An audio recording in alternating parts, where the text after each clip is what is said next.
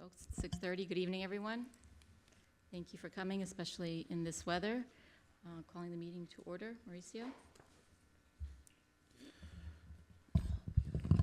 Commissioner Joseph. Here. Commissioner Stuyvesant.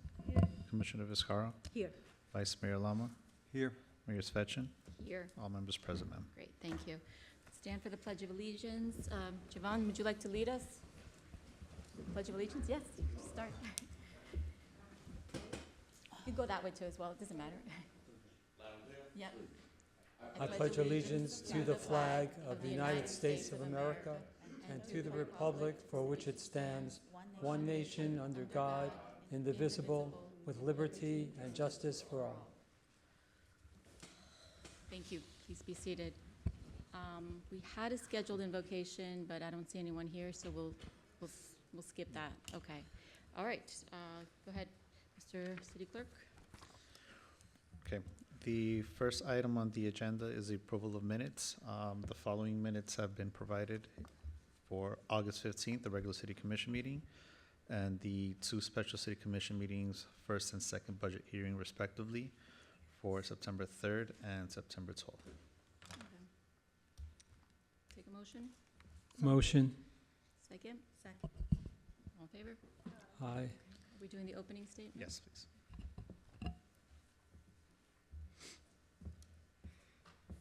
Good evening, ladies and gentlemen. We appreciate your attendance and thank you for joining us tonight. Before we begin, there are a few important reminders regarding conduct during our commission meetings. Please ensure all electronic devices are turned off or set to silent mode to maintain the integrity of our proceedings. Mutual respect is the foundation of productive discussions. We ask that everyone remain silent and attentive when someone is addressing the commission. Clapping, applauding, heckling, or any verbal outbursts, either in support or opposition of the speaker, are strictly prohibited. Any individual wishing to address the commission must fill out a public speaker's card and submit it to the city clerk before the relevant item is announced. Each speaker is granted a maximum of 3 minutes. Should you exceed this time, the chair will notify you to conclude your remarks. Speak directly to the agenda's points. Remain concise and avoid redundancy. Should an individual speak without the chair's permission or continue speaking after a warning, they may be escorted out of the chambers. It is essential to avoid making impertinent, slanderous remarks or becoming boisterous while addressing the commission. Such behavior may lead to being barred from future commission appearances, unless the majority of the commission members present vote otherwise. The presiding officer may disallow signs or placards in the commission chamber. Please exit the chamber quietly and without disruption. The goal of our meetings is to facilitate public input and participation. However, disruptive or disorderly conduct hinders our collective objective. Individuals who want to speak on an item on the agenda are asked to fill out a public speaker's card and give it to the city clerk before the item is called. Speakers are asked to speak to the issues, make comments concise and to the point, and refrain from making duplicate comments. All speakers will be limited to 1 3-minute comment per item. If you exceed the 3-minute allotment, the chair will advise you to finish your comment. If you speak out of turn without permission from the chair and/or you do not cease speaking after 1 warning, you will be escorted out of chambers. In order to maintain orderly conduct and/or proper decorum at these meetings, anyone who interferes with the orderly process of the meetings after a warning may be removed from the meeting and may be barred from further appearance before the City Commission, as permitted in S-286-0114, FS and SS 74-5 and 74-21 of the City's Code of Ordinances. Any necessary removal will be made at the direction of the mayor and will be carried out by law enforcement or designated sergeant at arms. It is essential that attendees adhere to these rules of procedure to ensure productive meetings that serve both the public and the City Commission. Thank you for your cooperation and understanding. Okay, so we have a really packed agenda, and I see some new faces, so I'm going to say some things that some of you may have already heard. We follow strict Robert's rules here. If you are going to sign up to speak, I encourage you to please sign up now. you can change your mind later and you would give it to the clerk. Please direct all comments to me, not to any commissioner directly. And I want to remind my colleagues on the dais that everything is done through the chair as well. We want to get through the agenda, but I also want to make sure that you all get the opportunity to be heard because this is your meeting as much as it is ours. But please be cognizant of the rules of decorum and just follow those rules. Okay, thank you. I would Go like ahead. to say something if you don't mind. May I speak? Sure, go ahead. Thank you. I'd just like to say to the mayor that once you allow a commissioner to speak, they should be able to continue their comments until completed. Absolutely, of course. Thank you. That's part of Robert's rules. Thank you. Okay. Okay, so there are no changes to tonight's agenda, Mayor, so we're gonna go straight into item 6A, which is zoning. Okay. And if you can read your Yes, introductory statement. absolutely. Ladies and gentlemen, this evening's agenda has one zoning application. In these matters, the commission sits in a quasi-judicial capacity. The decision of whether or not to approve a zoning variance is not a popularity contest, but must be based upon substantial, competent evidence as it is presented tonight. If you intend to provide testimony on any zoning application, you must be sworn in by the city clerk, and you should also fill out a public speaker's card and give it to the city clerk before the item is called. We will first hear the city staff and then we will first hear from the city staff and then from the applicant. After this, I will allow anyone from the audience who has been sworn in to provide testimony. The zoning applicant has the right to cross-examine any witness and for rebuttal. Please make your comments concisely. Mr. City Clerk? Yes, Mayor, thank you. So in accordance with the LDRs of the City of Sunny Isles Beach, all items to be heard today have been legally advertised in the newspapers, notices have been mailed and posted on the properties. All persons wishing to speak at this hearing, please raise your right arm to be sworn in. Do you swear the testimony you're about to give is the truth, the whole truth, and nothing but the truth, so help you God? Thank you. So the application tonight is a request of RT Advisory Team for a variance for a single-family home located at 329 Atlantic Avenue. Before the city presents their side, are there any ex parte communications that need to be disclosed? Yes, The Yes. nature spoke with Mr. Tillett. and the content of the conversation, subject. My position on a variance. Thank you. Yes, Likewise, same subject matter. I spoke with Javon, yeah. Same. I was given a cursory overview of the project. Thank you. I received an email, but I didn't speak to him. I received another email from former Mayor Edel Cup. Okay, thank you. Good evening, Mayor, Vice Mayor, and Commissioners. Tonight's zoning hearing is for application PZ 2024-05, which is for the property located at 329 Atlantic Avenue. The property is located in the Atlantic Isles neighborhood and is zoned R1, single-family district. All properties in the R1 zoning district have a maximum building height of 35 feet, which is measured from the crown of the road. The applicant is requesting a variance to increase that maximum height to 38 feet and 11.7/8 inches, or approximately 4 feet. The photo on the right depicts the existing house, which was originally constructed in 1957, and according to the property appraiser's website, has had some building additions since then. As shown in the rendering on the right, the applicant proposes to demolish the existing home and construct a new house that has a 3rd story. This is the proposed front elevation of the home. The red line was added to show the 35 feet above crown of road dimension. The 3rd floor that extends beyond this red line has a 580 square foot living space with a bathroom and is accessed by an internal stair and elevator. Amy, sorry. How much is above the red line? What's the height there? Approximately 4 feet. 4 feet. And then the zoning code does allow for additional 44 inches for parapets. So the 4 feet that we're discussing is just to the roof slab. Here's the right side or east elevation, which also shows the 3rd story compared to the maximum 35 foot from crown of road. The zoning code has 7 specific standards for variance applications and states that all 7 standards must be met in order to grant a variance. The requested building height variance is in relation to new construction, and a hardship related to the property has not been identified that supports the proposed building height increase. The subject property does not have a special condition or circumstance that is not applicable to other lands, structures, or buildings in the same zoning district. The height measurement from Crown of Road applies equally to all homes constructed on Atlantic Avenue. The variance is not necessary to make possible reasonable use of the land, building, or structure, as a new home can reasonably be constructed without the need for an increase in allowable height. With that said, granting the variance would not be injurious to the neighborhood. Therefore, staff finds that the application is not consistent with the land development regulations. The applicant will provide you with their presentation, and I'll be available if you have any questions. Thank you. Thank you. Thank you. Good evening, Mayor and Commissioners, Mr. Manager. My name is Javon Tillett. I'm with East of Collins Expediting here on behalf of my client, the property owners at 329 Atlantic Avenue.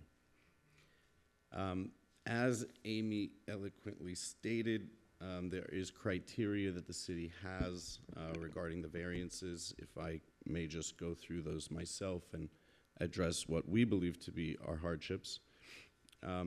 Item A, the special circumstance exists that are particular to the building, structure, or service systems involved. My client, Sam, and he, first of all, a little history with the property. My client has owned it for over 10 years. They have been taxpayers the whole time. They were previously renting out the home, but given life, they've decided to finally make Sunny Isles Beach their permanent home.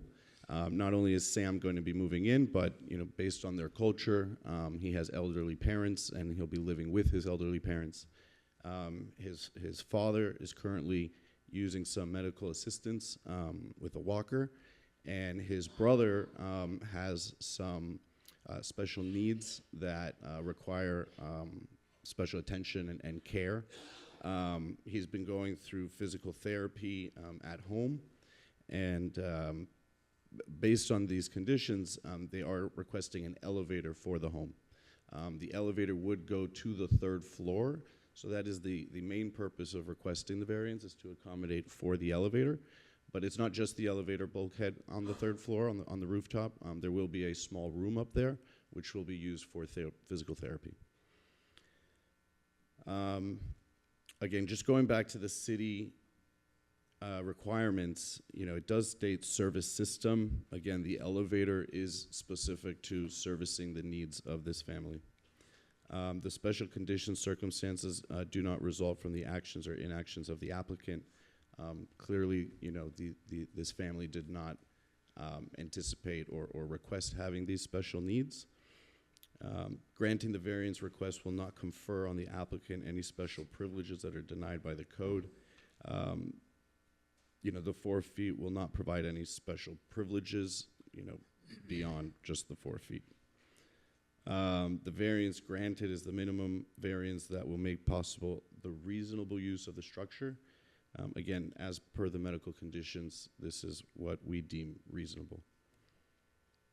Granting the variance will be in harmony with the general intent and purpose of the code and will not be detrimental to the public health, safety, and general welfare. I believe, if I heard correctly, Amy said that this would not be injurious to the neighborhood. It will not be detrimental to public health, safety, or the general welfare. In fact, we have 14 letters of support from the surrounding neighbors, including 5 of which sit on the Association for Atlantic Isles, including the president of the association. So that addresses what the city requests in terms of the variance and the hardship. But I personally don't find it appropriate to only go based on that. There are certain circumstances that every particular household has, and I don't think those should be overlooked. As stated previously, there is a medical hardship. I know that some may argue that, getting old and needing some assistance is not a hardship, it's just part of life. But I would argue different. Federal law with ADA is put in place to require properties to be modified such that they accommodate for those that have special needs, in which case we're asking for those accommodations. Also, when my client purchased the property 10 years ago, there has been changes to the code as it relates to where the finished floor of the house needs to start. It used to be based off of BFE, base flood elevation. Florida Building Code changed and required it to be BFE +1, meaning the first floor had to start 1 foot higher, but the roof height has not changed since the inception of the code here in Sunny Isles. So that just shortened the interior space of the home by 1 foot. That was the change to the Florida Building Code. Aside from that, there's also been changes to the flood maps throughout the years. I know previously base flood was at 7 foot. It's currently now at 8 foot. So that's an additional loss to the property's rights. May I ask, Yes, ma'am. with regards to the flood maps, did that affect the height conversation at all? It does. So what it has required is that the first floor be constructed 1 foot higher, but the roof is still based on crown of road. So the roof height did not increase. So it basically shortened the interior space. Commissioner Vizcarra, I want to be able to let any speaker speak first. Yeah.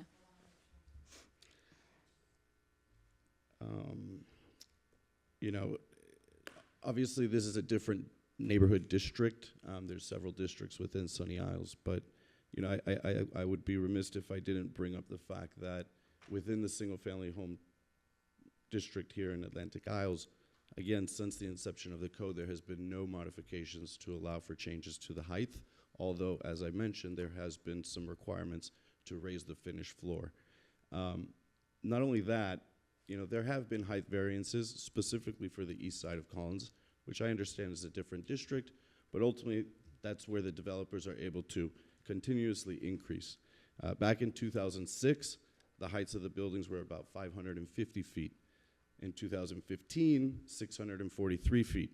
In 2021, 672 feet. And most recently, my understanding is that we're approving them at 750 feet. And so while these are developers that have deep pockets, these single-family homeowners, they're trying to make this their forever home. And so they've been paying taxes to Sunny Isles. They've been good citizens to the city, and we would appreciate some consideration. Aside from that, as I mentioned before, we have support from our neighbors. There's 14 letters, including 5 members on the association, including the president, as well as a letter from the medical doctor that has been giving care to my client. That medical letter, if you'd like, I can read it to you. It is on the record, but if I may. To whom it may concern, I'm writing to you in regards to the Shamev family appeal in Sunny Isles, Florida. My practice has been taking care of Vladimir and Victor for the last 25 years. This summer, Vladimir was hospitalized for over a month with a severe case of meningitis and had a stroke during hospitalization. He made, by all standards, a miraculous recovery. Since he was discharged from the hospital, I have prescribed Vladimir at-home physical therapy 4 days per week. Vladimir requires continued medical care under the supervision of family to ensure that he can maintain his health. Vladimir benefited greatly from having the support and care of his family once he came home. Although Vladimir suffered a serious health scare, he is still responsible for the care of his son, Victor, who is an intellectually disabled adult. Victor is not self-sufficient, has a significant speech impediment, and requires help with most tasks, including personal hygiene. He is unable to care for himself. Victor has been living with his family his whole life and will continue to do so for the duration of his life. From my understanding, the Shamev family plans to move to Sunny Isles to ensure both Vladimir and Victor's medical needs can be met in the comfort of their own home. If there are accommodations that can be made for this family, they must be granted. These accommodations should include expansion of their home to at least standard heights that will allow for in-home therapy and creation of comfortable living spaces for everyone residing in the home. This will contribute greatly to my patients' overall health and ensure and enable them to achieve a healthy, secure way of living.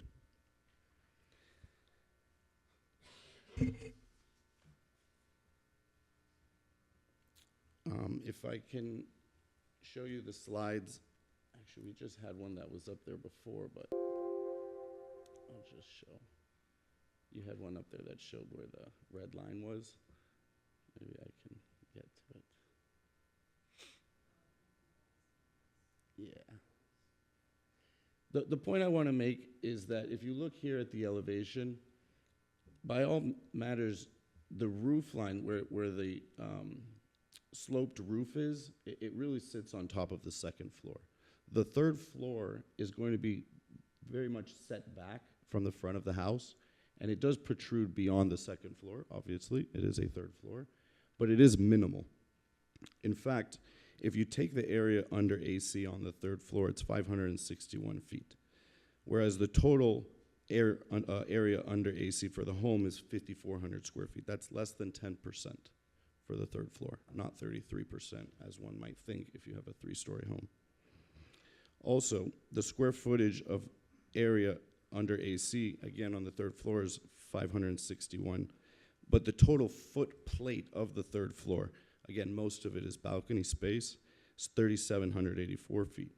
That's only 14% of the floor plate, which will be under AC, meaning underneath a third floor roof slab. Not only that, we really need the floor in order to maximize the potential of the property. Given the code, my understanding is that we have an allowable buildable square footage of 5,500 square feet, and we have respected all of the side setbacks and front and rear setbacks. And in doing so, we're still not able to even reach the 5,500 square feet. And that is what I have for presentation. Do you guys have any questions? Mauricio, do we have any other speakers? Yes, we do have some speakers, and Mayor, if I may, just to note for the record, before the meeting started, the applicant's representative did provide the city with some additional information, which is comprised of the property appraiser's information, a list of the Atlantic Isle Board of Directors, the letter as Javon read into the record, a letter of intent by Samuel Shaev, and the 14 letters of support for the application. And we also received one letter in opposition. And for the public speakers, we have Vitaly Pinchuk. Did you want to add something? Yes, Mayor, if I may just add one more thing Okay. here. I just want to point out the renderings that we have. These are the photos on the third floor, Right. the roof. As you can see, the second photo on the left-hand side, the one in the middle, shows the interior space of that third floor. It will be used as a physical therapy room. And then you can see on the first top left and bottom left, the balcony, they are designing it to have as much green space as possible, make it appealing for anybody across the street, or just make it a green space. My client would like to be able to enjoy the outdoor space as part of their therapy Okay. and their healing. Thank you. Mr. Pinchuk? Yeah, please, come up. Your name and address for the record, please. Hello, my name is Vitaly Pinchak. I live at 318 Atlantic Avenue, same island as the Mr. Shamaev. I also applied for variances 2 years ago. I'm in the middle of construction right now, and I understand, and I just would like to share what were my problems in my particular situation. It's really the zoning required in my case, lift the house 6 feet up, not 2, 6 feet. So we don't know the final project, but most likely it's going to be higher than that. I'm supporting his application. Everything else what I was going to say, was already said. So if Thank you. just one question. As the house was rented before for many years, and it was almost across of my house, and I was watching for this house. If he wants to build his dream house for his entire family to be together, it would be better if he does it on our island, or if he moves somewhere else and will rent this house to the ground with the people who we don't know who doesn't respect our neighborhood rules, who doesn't care about our manners, and so on, so on. So I'm completely in favor of his application. Great, thank you. Mauricio, do we have any other speakers? Yes, one more, If I Mayor. could just remind you, Mr. City Clerk, to put on the time. Yes, thank you. Thank Sorry you. about that. Samuel Shamed.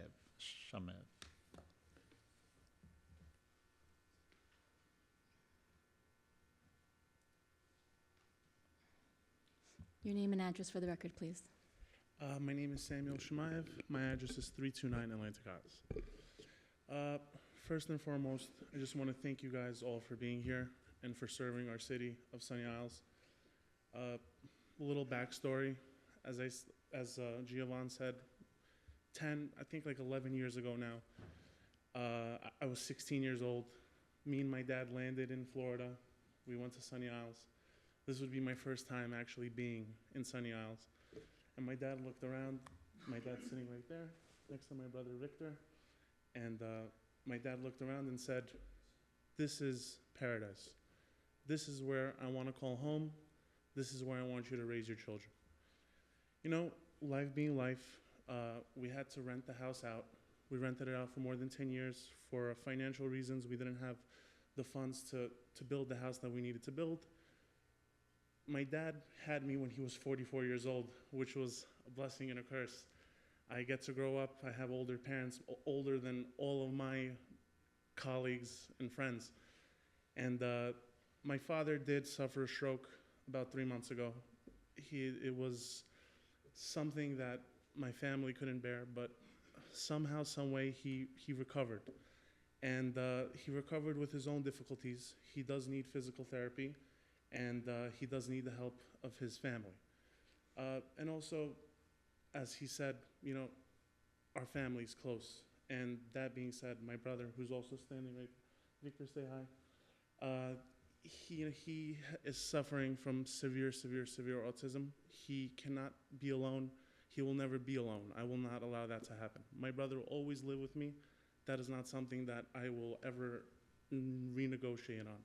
And in the renderings, you will see that on top of his physical therapy room, I made the room there a little bit bigger. That way I could accommodate his living accommodations as well as the physical therapy room. So there is a bed there for him as well. You know, like, there's not much that I could say other than, you know, we want to be good neighbors to the community. We want to be good neighbors to the community and all the communities that we've ever served. If you ask my neighbors, my brother would take their garbage out from their garbage area to the stoop of the curb, all of our surrounding neighbors, and he just did it to help. He just wanted to do, you know, and my dad always said, like, only if they're okay with you touching their garbage, and we lived there for 20 years. They treated him like family, you know, and I'm thankful for that Sunny Isles exists. I'm thankful that such a community that accepts a lot of diverse religions and nationalities exists in Florida, and I'm happy to be a part of it. So thank you guys. Again, really, I do appreciate it. Thank you. No further comments. Okay, I just want to remind the audience that there's an echo in this room, so any conversations that you all are having, we can hear them up here, and it's very distracting. So please, if you're going to speak, go outside. Can I say one more thing? You may say one more thing. I apologize. I was just a little nervous, so this slipped out of my head. You know, we're not looking for more square footage. We're not looking for better setbacks. You know, if I was able to accommodate that extra room somewhere within the first and second floor, I would. With me trying to raise my family as well, I just got married. You know, we are expecting children. As I said, we are allowed 5,500 square feet.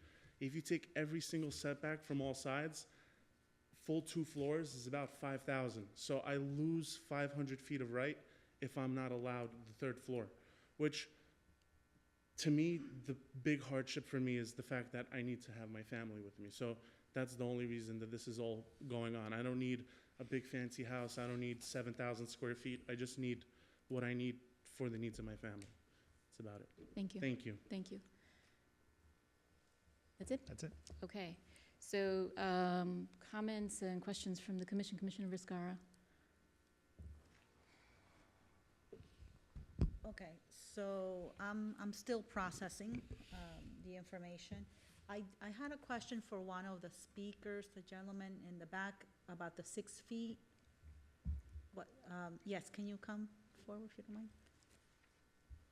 Can you explain that 6?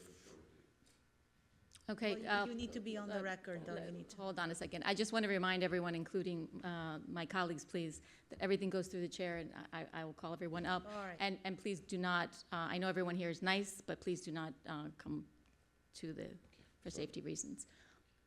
I'm just And trying to. it's a very good question. I had the same I'm just trying one. to understand, like what happened, and more importantly, at what point in the process of your project did you discover this 6-foot difference? And was it required, or was it a choice that you made?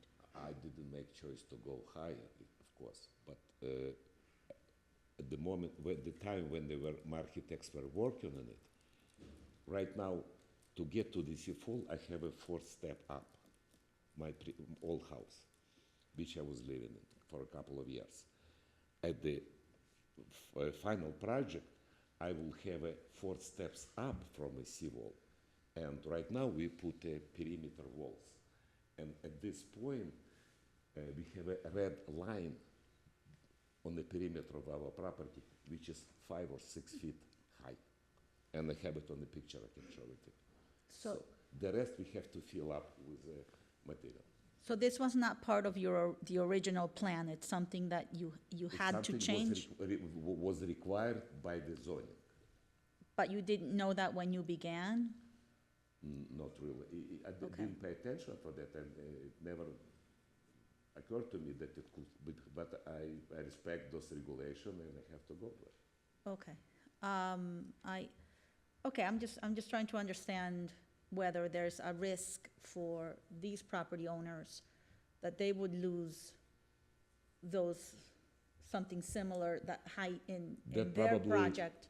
That question should be addressed to their architects, because I Okay. don't see how 1 feet can change the situation. I don't see it how. Okay, I just wanted to know how it went for you, because I'm trying For to, me, it's a plus 6 feet at least. okay, all right, thank you. I just want to clarify for the public, we don't engage with speakers, but this is a zoning matter, and Mr. Pinchuk, as far as I'm concerned, is speaking on behalf of the client as well. So, Commissioner Viscar, did you have other questions for Joanne? No, I think Mr. Tillett addressed the only change in circumstance since the ownership of the home is that 1 foot difference then, right? Please.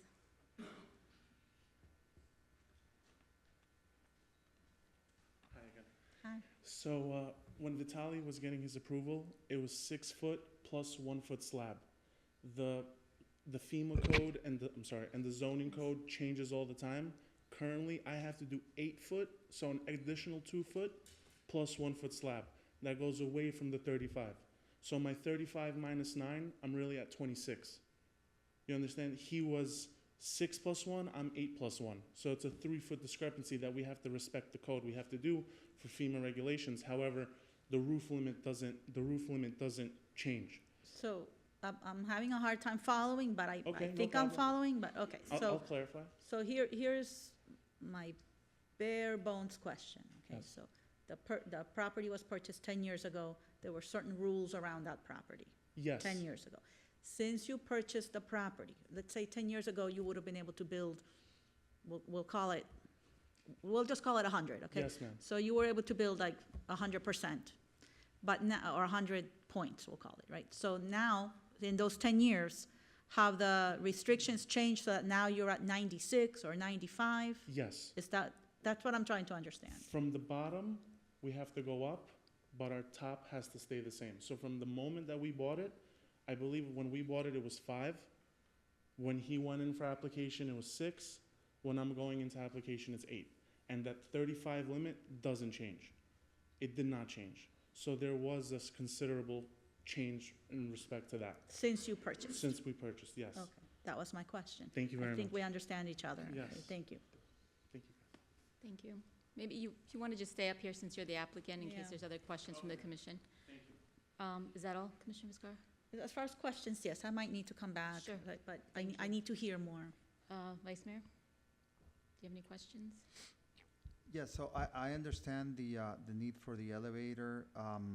Can you please just explain again the need for the room upstairs, you Yes, know? sir. So, I mean, I know you explained it, but if you could just refresh a little Yes, sir. bit of the importance of that, yeah. Yes, sir. Thank you. So, you know, my father had a stroke. Thank God my father is recovering very well, but he's recovering for that fact due to the physical therapy that he's getting at home with the help of his family. Yeah, you know, he started using a cane. He was a very proud man. You know, we as his kids had to settle him down and say, you know what, you're getting a little bit older. You have to listen to what the doctor says. That room will be his physical therapy room where he will be able to have physical therapy inside when it's raining and outdoors as well. That's why the terrace is there, to get the vitamin C and D that he needs. He also, as I said, my brother is going to be living with me for the rest of my life. And my brother needs a place to live as well, a separate place with his own bathroom that nobody will bother him. You know, he is severely autistic and it's sensitive. So, you know, he needs his own private space that if need be, he could also use an elevator to get to. You know, my brother's 47. My other 2 sisters are 49 and 48. So I'm the baby in the run. So when I grew up, I had 3 mothers, you know, my mom didn't go to my parent-teacher conferences. My sisters did, you know. So we're very close, and it's not gonna, you know, it's our tradition. You know, we're from the Jewish tradition. You know, our family lives with us. Our parents live with us in old age. We don't, especially where we're from, we're mountain Jews. We don't give away our family to nursing homes. We don't give away my brother, you know. It's a gift from God. I always look at it that way. It's a gift from God. It's never a burden, because there's many things that he's taught me in my life. There's many things that I have come to understand because of him, and I take these lessons with me throughout my whole life. You understand? And I want him to eventually meet his nieces and nephews, and I want my parents to see them. You know, it's like Sunny Isles is a dream for many people. You know, a lot of people come here and they just buy a condo and they forget about it. You know, we're not buying a condo. We're here to create memories, and we're here to create a different landscape of what Sunny Isles is. There's very little single-family homes in Sunny Isles, and I feel like those homes are special because it makes us seem like a normal neighborhood. Without those homes, we would have just towers and towers, and I guess we could call ourselves Brickell or Edgewater, you know? All right, take it easy. We love it here. Okay. Like, as simply as put, we love it here, and we want to stay. Thank you. Did you have other questions? No, thank you. Thank you. Commissioner Joseph? Yes, so I've built several homes myself, so I understand that sometimes building codes don't keep pace with reality. So in that regard, I understand. Thank you. Commissioner Davis? No questions? Okay. Thank you. Commissioner Viscar, you said you want to come back with comments?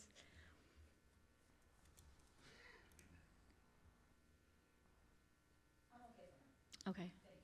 All right. All right, so then does anyone else have anything else they wanted to add? No? Okay. So I just want to clarify some things as far as that were said. The height restrictions on the east side, there are no height restriction. That's not up to us. It's not like we decided. Have the next door neighbors been approached? Are they, Yes, ma'am. all of them? 14 of the, No, I mean directly next door to you. everybody, if you take a look at the map, if we could pull up the map, No, it's fine if you say that. everybody from the left, right, up, down, I spoke to the gerbils in the ground too. Okay. They're all All right. Okay, so for, when we spoke, and I had said this before in the past, because we had an application like this a few months ago, which we denied in Golden Shores, because it was inconsistent with the code. And I believe we should change the code, because you are right. We want to encourage houses to be elevated because of regrettably flooding. My challenge here is, reconciling how we said no to that applicant and then saying yes to you. And I mean, your story, it's very touching, and you are a really great speaker. I don't know what you do for a living, but I wanted to hear from Amy, please, if you can, please. After hearing this, certainly from my side, it sounds like they do meet the criteria for hardship, but if you can please clarify. Thank you. Sure, so a couple of things. The base flood elevation +1 foot requirement is from the Florida Building Code. I don't work in the Florida Building Code, so I conferred with the building official this week. From my understanding, that requirement was adopted into the Florida Building Code in 2007. And the fact that another property had to raise it 6 feet and this one's 5 feet or 8 feet, my understanding is that's because it's based on where they're starting at grade. So everyone is in this flood zone, which this entire city is in the same flood zone, is BFE +1. So whether we're regarding where they're starting, I think varies property to property. As far as the hardship, the criteria in the code is talking about a hardship that has to do with the property, not a personal hardship or an economic hardship. So this property is the correct size, the correct width. That's why I'm saying there's not a hardship relating to the property that's different from other properties. Right. Can you clarify what would be an example of a hardship with a property? Like the shape of the property, maybe it's like a pizza shape, or if it's too narrow, then. Okay, thank you. I have a question. All right, go ahead, I have a please. Because we're basically looking for 4 feet, right? And I would even be willing to say, well, maybe we're just looking for 3 feet because it's the 1 foot thing, if we have that conversation. Can we find that can we shorten the floors so that or are they at minimum height? So the applicant might want to speak to that, but what they're proposing is a 12-foot ceiling height for the first floor and an 11-foot ceiling height for the second floor. The minimum ceiling height. Let him answer it because he's saying. Let the applicant answer that one. Okay, and what is a standard height for a floor? Again, I don't work so much with the building code, but I think it's 9 to 10 feet is typical to accommodate So a if single we family make home. them, if we do the simple math, if we make them 10 feet floors, we find the 3 feet.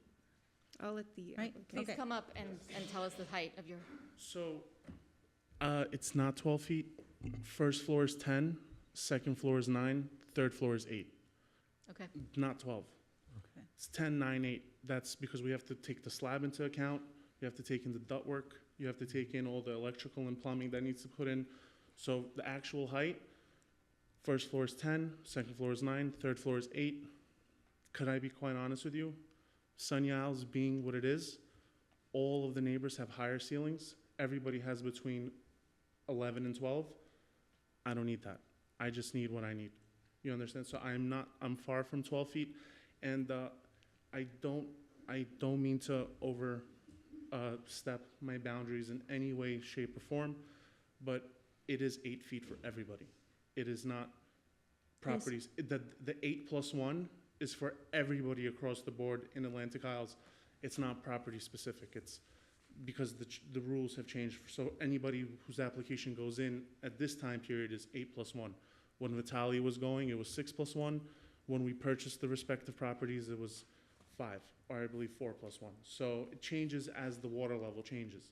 And, a lot of people are actually trying to from the get-go, they build it higher just so think of the future. They want their house to be higher. Even today, I was looking at I have a picture. I wish I could put it up. Everybody's dock is underwater. It was high tide today. Everybody on the island, everybody's dock was underwater. Almost everybody's seawall was underwater. you know? And only the people who have recently done these changes are the ones that have a little bit of breathing room, which is unfortunate because they're gonna have to go back and change it again eventually. And then, you know, I hope a solution comes across the board for everybody. Maybe we could put balloons and lift us up. Thank you. No problem. I have a Any more? question. Yes. Let Commissioner Viscar finish. Did you have any more? I think I'm okay for now. Please go ahead. Yes. So do we have an elevation map of the island? I believe there was a map here, actually. Because I believe this property might be in a little valley.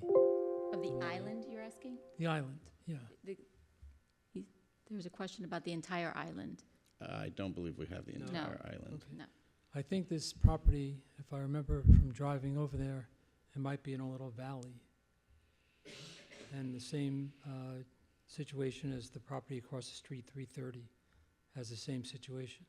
So you might be lower than some properties closer to Collins. So I was actually going to speak exactly to that point, and I think one of the hardships with the property itself is the code that governs the property. It has not kept up with sea level rise. You know, the common conversation these days in government, not just the building department, is resiliency. And I don't think if we haven't changed the code in 20 plus years, that there's been any efforts for that. And to expect property owners to invest and beautify their homes and rebuild something that's worthy of today, but with codes from 20 years ago, to me, that's a hardship. Okay, thank you. Commissioner Stuyvesant, did you want to add anything? So about the height, you said 10, 9, and 8? That's 27, plus the 9 of the slab, so that's 36. But you are requesting to go to 30, almost 39. So those 3 feet, okay. It's the slab. So understand. you do the 9, and then you do 10, that's 19.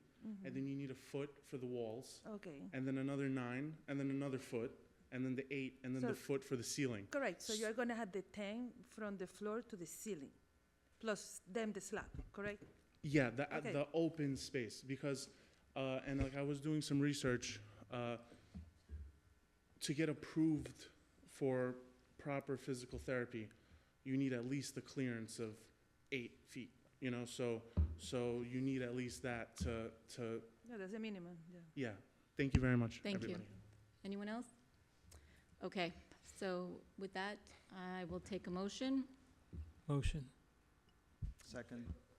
Just to clarify on this, is it a motion to grant or a motion to deny? We just need to know that for Are purposes you of the making a motion resolution. to grant? Motion to grant. Motion to grant. Thank you. Second. Mauricio? Roll call. Commissioner Joseph, Yes. Commissioner Stuyvesant, Yes, Commissioner Viscara, I'm very happy that I'm gonna be outvoted on this one, but I'm a no. But I'm happy I'm gonna be outvoted. Vice Mayor Lama, Yes. Mayor Svetchin. Same as Commissioner Viscara. I'm glad you're getting it, but I'm a no. The application is approved 3-2. Yeah, thank you. And we need to change our code so that you don't need to keep We coming back absolutely here. need to change the Okay, code so, to have it be up to date. Thank you, Mayor and Thank you. Commissioners. all right, so we have quite a few more people in the room since we started. Thank you very much. I just remind everyone, we have a very full agenda. If you're here to speak on any item, please get a public speaker card. It's in the back. Give it to the city clerk, please. Again, let me remind you that if you are going to be having conversations, please take it outside because the echo in this room forces all of us to hear your conversation. It's distracting. And then if at any time anyone needs to be reminded of the process or Robert's rules, either myself, the city attorney, or the clerk will instruct you. Okay, Mauricio, we're combining some items. Yes, but that's not until the resolutions, Mayor. Okay, So we're now into ordinances for second reading. 9A is an ordinance of the City Commission of the City of Sunny Isles Beach, Florida, amending Chapter 74 of the Code of Ordinances titled Rules of Procedure, providing for severability, providing for repealer, providing for inclusion in the code, providing for an effective date, and this is second reading. thank you. Mayor and Commissioners, the second reading of the revisions to Chapter 74 entitled Rules of Procedure We had received some direction from the commission for some changes between first and second reading, and we also made some other clarifying changes to the resolution to just, in essence, state the obvious. If I can, for the record, very quickly go through, there's essentially 4 changes. Under 74-1, we've added some language that these rules apply not only to the city commission meetings, but to all meetings, whether they be special meetings, workshops, and things of that sort. In section 74-14, which provides the order of business for our commission meetings like this evening's meeting. Again, stating the obvious, that does not apply to special meetings or workshops because we don't follow those particular procedures for those types of meetings. In section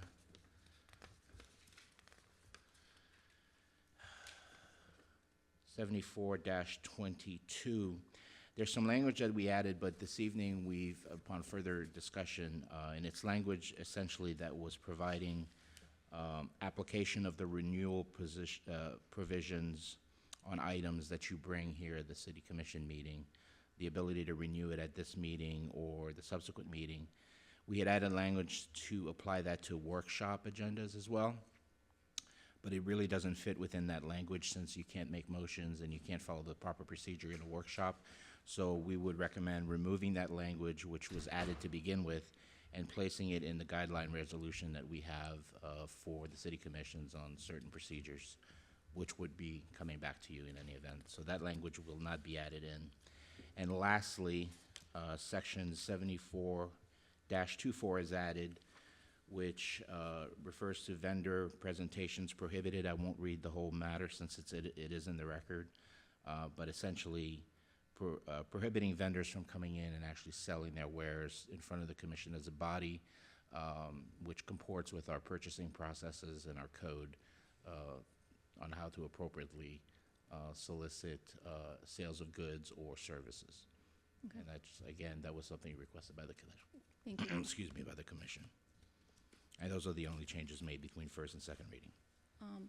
Mauricio, do we have any public speakers? No, ma'am, not for this Okay, item. do we have any questions or comments from the commission? Commissioner Stuyvesant? Yeah, section 74-24, it was added after the first reading, and not allowing vendors or people with new products or new software, et cetera, to come and talk in front of us. I think it takes out the rights and our rights and privilege, so I'm not in favor of this. So as it is, I will vote no for it. If we take out the 74-24, I will support in the ordinance. Commissioner Joseph, anything? In that regard, I also believe that we should be open to hearing about certain products, whatever it may be, without someone having to register. Vice Mayor? Any questions, comments? No. Okay. Commissioner Viscar? Nothing prevents us from meeting with potential vendors. This is just about vendors coming here without being vetted by staff, which is a conversation that we had last time. And if it's something that, staff wouldn't recommend because of, based on all of their knowledge and expertise, then it becomes a waste of time, potentially, right? Not necessarily. So I support that section, but that doesn't stop us from meeting with people, but it would just be us individually. And then we can sit with a city manager or staff and say, oh, this sounds interesting, how does this fit in, blah, blah, blah. And then as it evolves, then maybe it can become an item where the person is presenting. But we put it through staff so that we don't end up with things that, where they're potentially hurting their shot at a bid, or things that we can't actually consider for whatever reason that we may not be aware of. So I support that language. Thank you. Commissioner, Vice Mayor, you look like you want to say something? Yeah, so, a lot of vendors, I think, approach all of us. They're trying to sell us something, and, I don't know if it's my decision. Obviously, it is my decision, right? We could make the choice to meet with them, hear them out, and then refer them to staff. And then if we feel strongly about having them, present in front of us, we could make that push and make the case with staff. If we see that is a product that is worthwhile, it will contribute to the well-being of the residents and the community. So, yeah, I agree with Commissioner Vizcarra that we can meet with them and then push. I think the intent of this is to not have people coming in randomly and present to us. So I think there's a process in place. So, yeah, those are my thoughts. Because I do get solicited a lot, and I think that, if they would all love to come and present to us at every commission Well, meeting. So, yeah. May I? Wait, one second, Yes. Commissioner Joseph wanted to So, say something. On the other hand, Yeah. we have recommendations from staff all the time and we've said that we would like to have some input. I know we've had this discussion with staff in an open forum so we could have communication back and forth between us so that we can have mutual feedback. And if what you're saying, to have them, vendors meet with us individually, that doesn't occur. That's similar to when we had an ambulance person come before us What, I'm And- sorry? for an ambulance, that we mhm, had a discussion. If that would have been individually, we wouldn't have been able to ask those questions and have mutual feedback. And the mutual feedback is what's important in order to save money for the residents and also to get to the right decision, which that doesn't occur if we meet with these people individually. Plus, nobody can come randomly. They need to be in the agenda. And to be in the agenda, that's what I- it has yeah. to be placed either by the staff or for one of us. So like, for example, I went recently to the Florida Legal Cities and I saw crazy good products that for the beach, for the people with the low mobility to be able to come, like brand new technology. So if you guys didn't have the opportunity to go there or to see this product, it will be great if something that is going to impact and is going to affect our residents and visitors, they could come and show it to us. So with this section, like I said, I'm perfectly fine with the whole ordinance except for the section 7424. Like I said, we are taking our rights and our privilege and also the rights of the people. Nobody can come here randomly to make a presentation. They have to request us, and that is maybe the first line of vetting, that we know that is something that makes sense for our residents in our city. We can say, yes, please come. Like the ambulance, for example, which was a great presentation, and I think we should consider that again. It was sad that the mayor took it out of the budget, but I'm not in, this section 7424, I'm not for it. So I'm okay with the ordinance, but I will eliminate that section. Okay, I think we Mayor, got, if I can, yes, if I may just please. add, in your charter, it indicates that you have to follow a procurement process, and you have a procurement process set forth in your code. If you allow vendors to come and, again, for the lack of a better term, pitch their wares to you as a body before going through that process, it violates your code. thank you. It puts them at a disadvantage as well because they very well can be or should be precluded from participating in any bid thereafter. Great, thank you. All right, I'll take, I have one more comment. Hold on. So going back to some of the points they made, Commissioner Joseph and Commissioner Stuyvesant, within our code and our process, because obviously, it will be good to have more information, right? And perhaps, sometimes we're sitting up here and there's information that we are not privy to for one reason or another. Could we, in our charter, in our code, can we change our process a little bit? I mean, I know that there's got to be a procurement process, right? I don't want this to become a mess, obviously. Anybody coming here to present and sell their products, whatever it is. So can we perhaps, put on our thinking hats and have a discussion on how do we perhaps include some type of conversation among us, or if we do have, you know, somebody presented to us and it's a great product, how can we make it come to surface, right? So, Well, go ahead. typically, in public procurement, you cannot be involved in that process.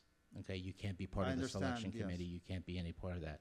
Yeah. So, the very essence of public procurement would disallow that you participate. In fact, you have a cone of silence, right? Mm-hmm. Once we put out a bid, you can't Which be is new, involved by at the all. way. Excuse me? Which is new. We didn't even have it before Right, for well, many you should years. you No, should no, it's have. We good. did have it, Yeah. and then we All right, dropped can we it. just, we need to have Go ahead. one on the time, please. So, you would have to change the nature of public procurement in order to do that.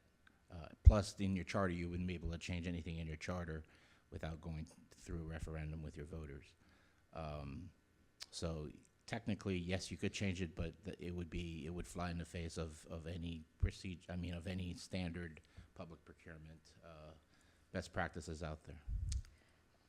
Okay, So, just hypothetical, let's say I go to a trade show and I see a great product for beach cleanup, right? And I'm like, hey, Stan, man, this is the best product I've seen out there. We're not gonna have any problems with beach cleanup. Can you please meet with them? And it'll be good if, you know, we could also get access to whatever information, or perhaps, you know, be present when they're presenting to you. Can something like that happen? Sure, And you be can- within our code? Sure, so Mm-hmm.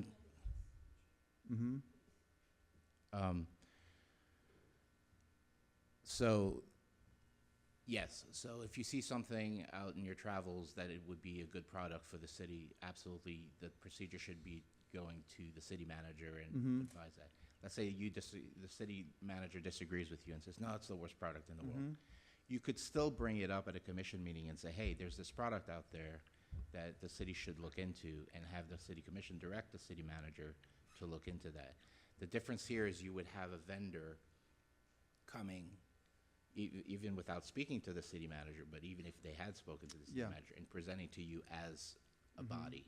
So you could do it that way. If there's a product or a service that you're interested in, bring it up to the commission if the city manager's not inclined to bring it himself, and you can discuss it and direct him to do that. Yeah. That would be Or, appropriate. sorry. wait a second, because we're hitting the 30, I think we're actually past the 30-minute mark, and I believe, Commissioner Viscar, did you want to add something, or no? I've said what I had to say. Okay, The one caveat I would add is, I'm not speaking about unsolicited proposals. Those would be statutory under the Florida law. So if there's someone that wants to do a statutory proposal, that also has its own process under Florida statutes. okay, thank you.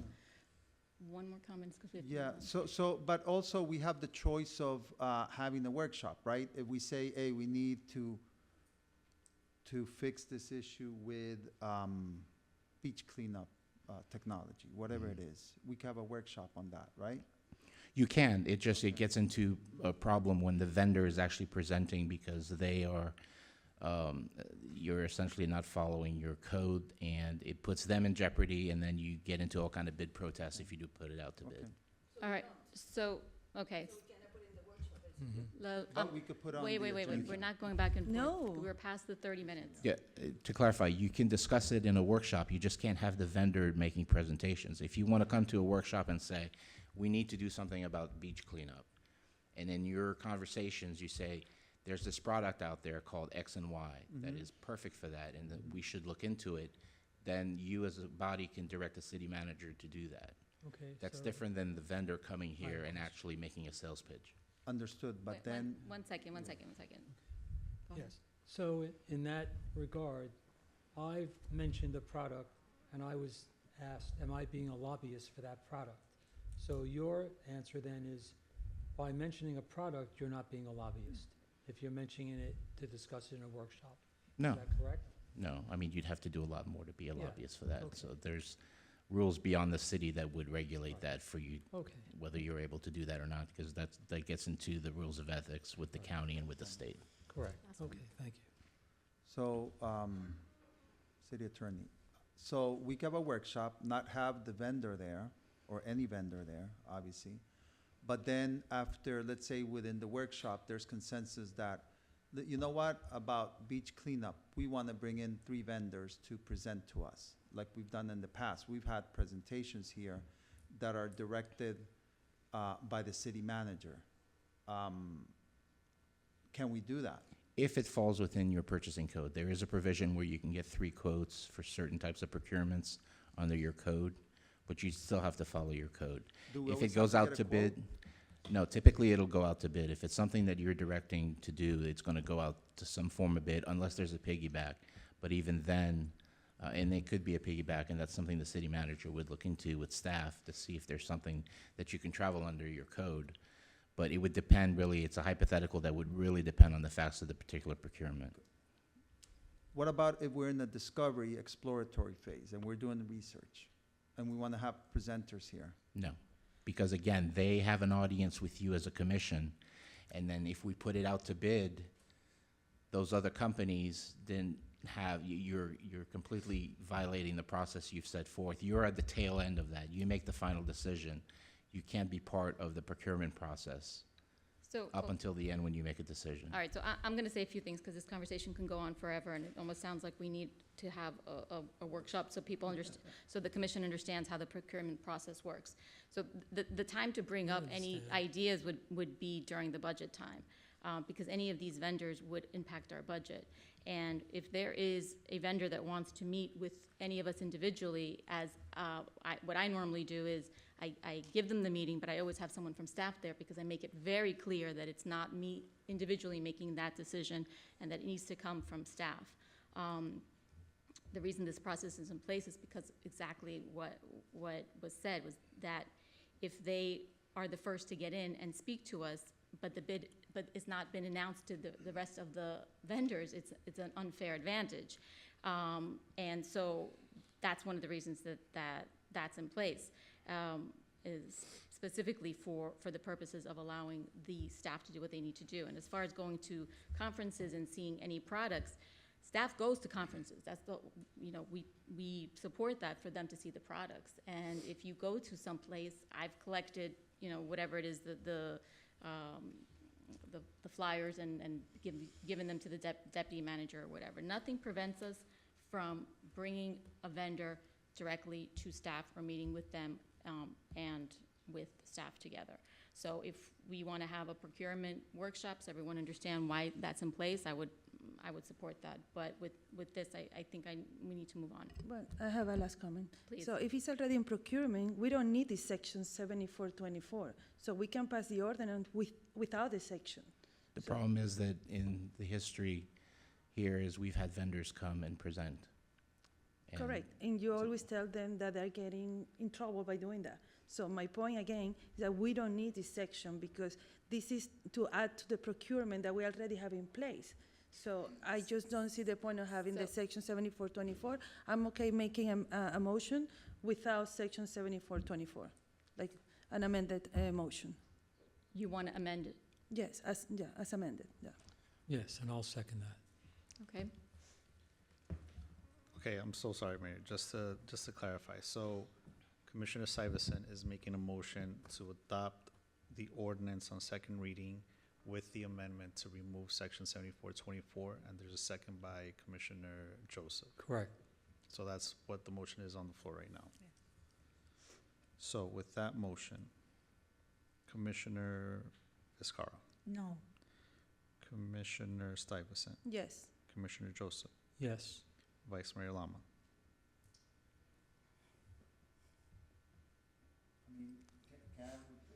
No, there's a motion on the table.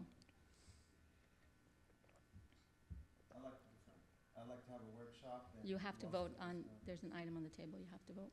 You can't. Mayor Spetchuk.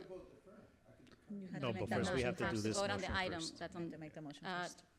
I'm a no, because this goes against our procurement code. And for the record, the ambulance was not removed by me. It was the amount that was removed because it was going to be vague. All right, next item, please. That's Hold not on, accurate. Hold on, Mayor. It's not accurate either. We have go to vote back. on it as is. So now, a motion to approve as is. I need a Adopt motion. as is. Isn't it amended by, isn't it No, a as is motion now. as amended by As Alan? amended to the extent, yes, the one Yeah. As provision that amended we're for removing. second reading. Right, Yes. right, originally Okay. amended. I need a motion. So moved. I need a second. Okay. Commissioner Joseph, No. Commissioner Stuyvesant, No. Commissioner Viscara, Yes. Vice Mayor Lama. Yes. Mayor Svechen. Yes. The ordinance is adopted 3-2. Okay, thank you. All right, now down to resolutions. We're still 9B, Mayor. I thought we got to 9. 9B. Oh, that's were right, 9A. thank you.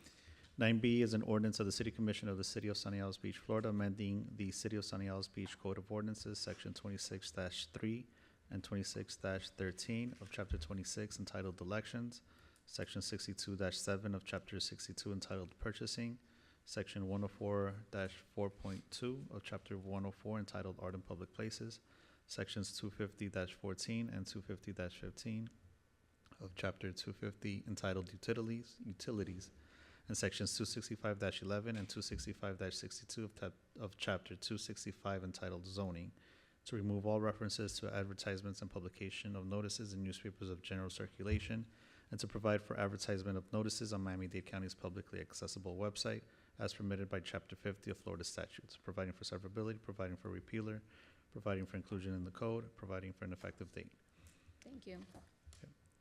This is me, Mayor.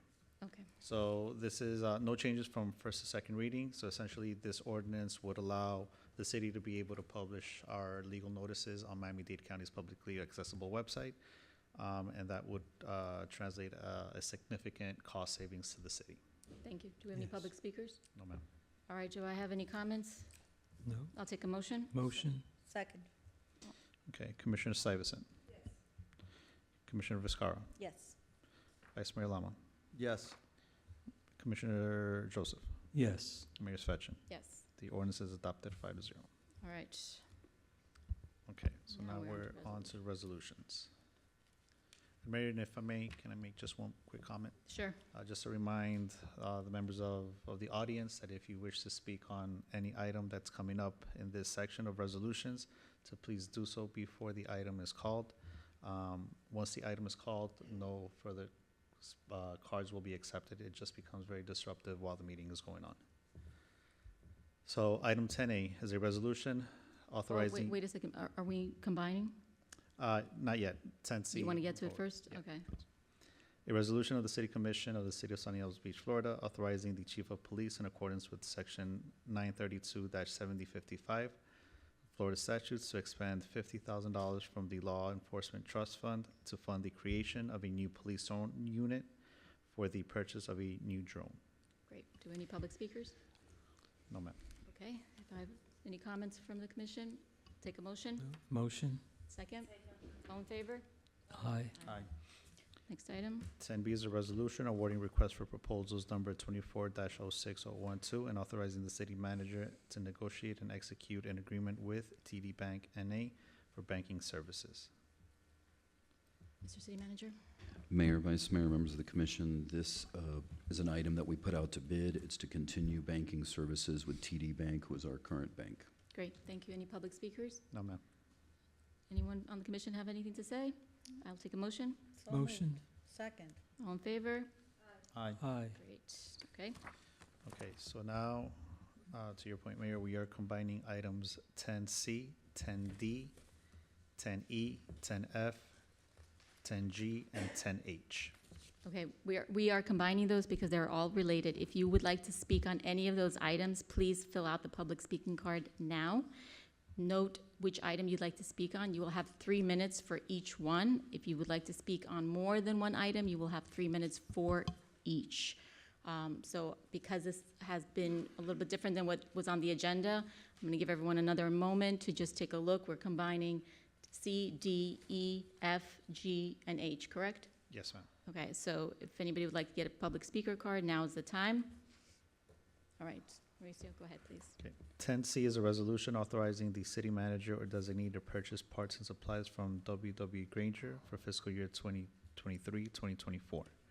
10D is a resolution authorizing the city manager or designee to purchase necessary supplies and equipment from Home Depot for fiscal year 2024-2025.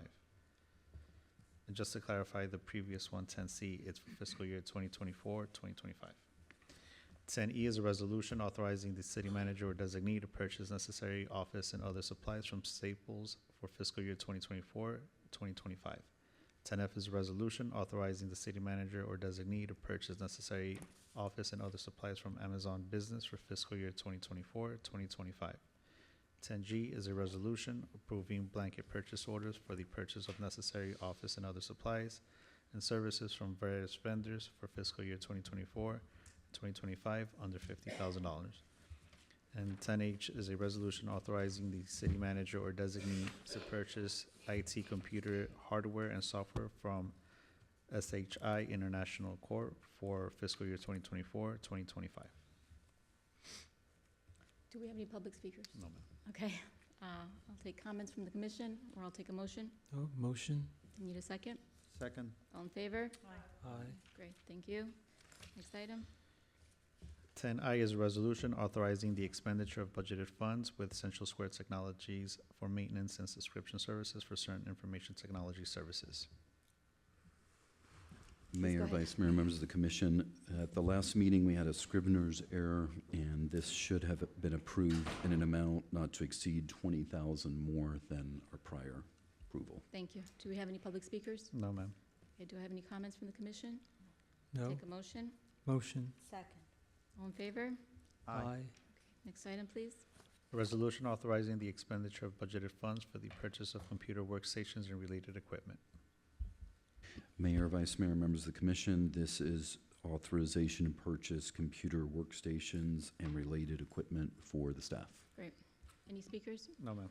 Okay, I'll take a motion. Motion? Second. Second. All in favor? Aye. Okay, next item, please. 10K is a resolution approving the renewal of the commercial package policy, workers' compensation, and miscellaneous insurances with Brown & Brown Preferred Government Insurance Trust for the period of October 1st, 2024 through September 30th, 2025. Mayor, Vice Mayor, members of the commission, this is our standard renewal of our commercial insurance, property liability, automobile workers' comp, represents a 2% increase over last year. Thank you. Any public speakers? No, ma'am. Okay. Take a motion from the commission. And that's well below inflation, correct? That 2% is below inflation, actually. Yes, sir. It's a good number. I need a second. Second? All in favor? Aye. Okay, next item. Next item is 10L, a resolution awarding invitation to bid number 24-0602 and approving an agreement with Visualscape to provide city landscaping services as a primary awardee. Mayor, Vice Mayor, members of the commission, this is our landscape bid that we put out for all of our parks and rights-of-ways throughout the city. The primary awardee, Visualscape, at a cost of $5.2 million for 2 years. Do we have any public speakers? Yes, we do. Greg Capra.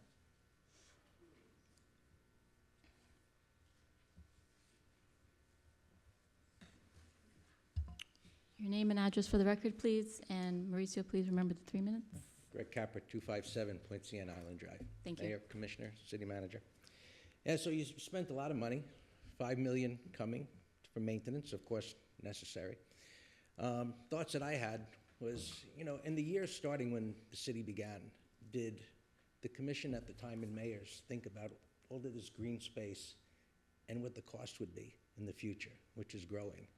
And looking over the budget, I don't hear the commission talking about all of those expenses and what it's going to be exponentially into the future. So just looking at that and reviewing that, in addition, with all the parks that we have, which are beautiful, right? In the budget, there's like another $10 million to buy land for possible parks. How much green space can we have, and how much are we going to be able to afford in the future to maintain all of these properties? And as I look in that, I mean, I see $2.9 million for maintenance for the town city park. Needed, city wants it, more money. I see another $40 million to be spent on Heritage Park for the community. And then I see Gateway loses about $1.5 million a year. If I can just stop you for a moment, you need to speak to the item. We're talking about just the landscaping. I'm talking in generality about I understand, but if you could just monies stick that to the the item. city is spending in that and what's in the budget, which, when you think about it, is a little bit mind-boggling. Park maintenance, which is happening right now, in the budget, 3.5 million. Pelican Park, $2 million loss. I'm sorry. It's not on the he's agenda. disregarding your Meditation direction. Garden I understand.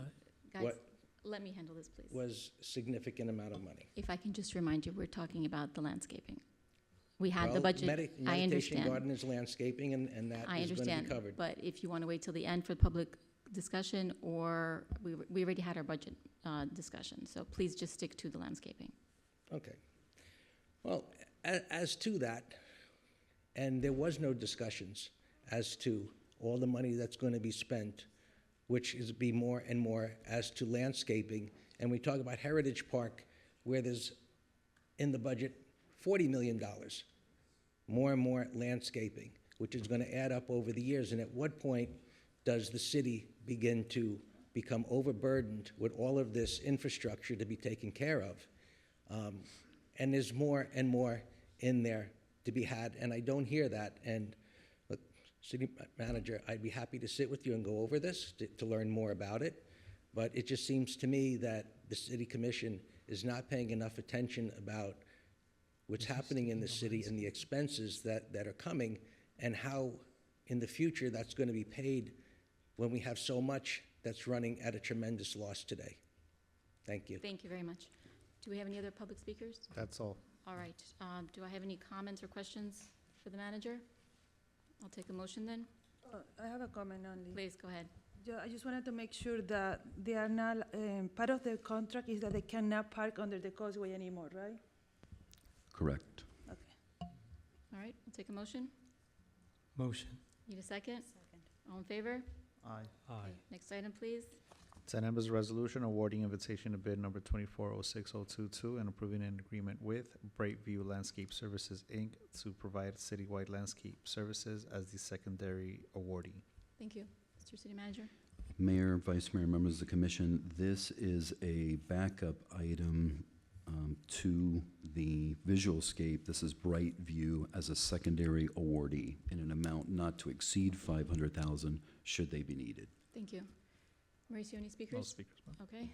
Any comments from the commission? I'll take a motion. Motion. I need a second. So second. All in favor? Aye. Okay, next item, please. 10N is a resolution approving the expenditure of budgeted funds with Pat's Pump and Blower for the purchase of a street sweeper. Go ahead. Mayor, Vice Mayor, members of the commission, this is our purchase of a street sweeper in the amount not to exceed $455,581. Great. Any public speakers? No speaker, ma'am. Okay. Any comments from the commission? I'll take a motion. No, motion. I need a second. Second. All in favor? Aye. Next item. 10O is a resolution approving an agreement with Schindler Elevator Corporation for the replacement of the elevators located at the pedestrian overpass bridge at Gateway Park. Thank you. Mr. City Manager? Mayor, Vice Mayor, members of the commission, we had brought this before you last month, and you had requested that we get some additional pricing for glass doors on the elevators, which we did, and this amount represents including the glass elevators with glass doors. Thank you. Any public speakers? Yes, we have one. David Virgil.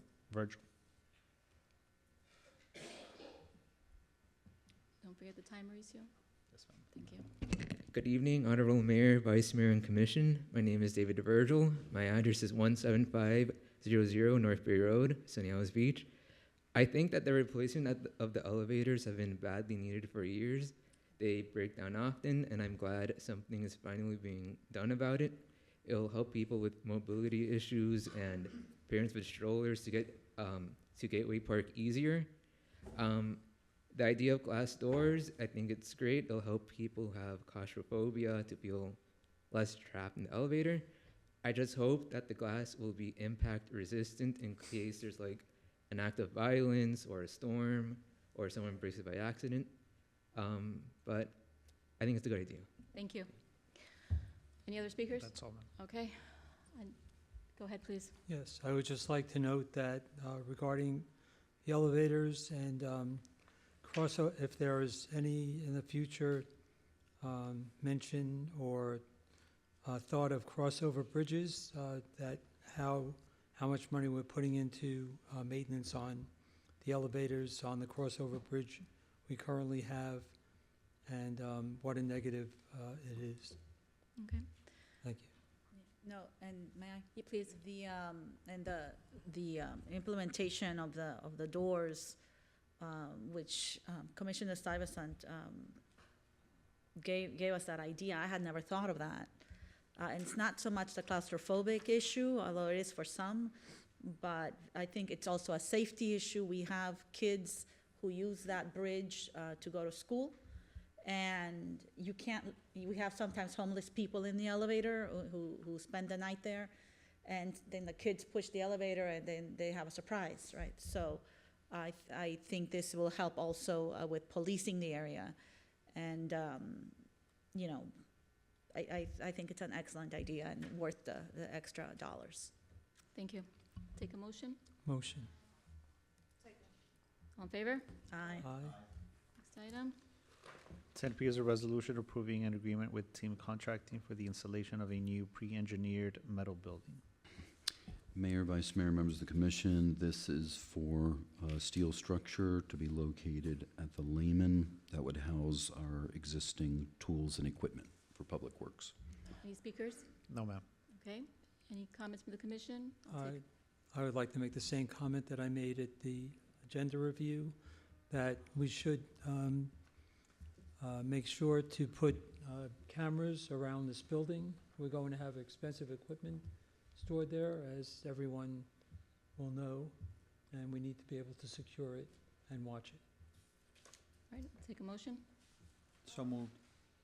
Yeah, Chris? We received the layout, and it makes a lot of sense to build a building.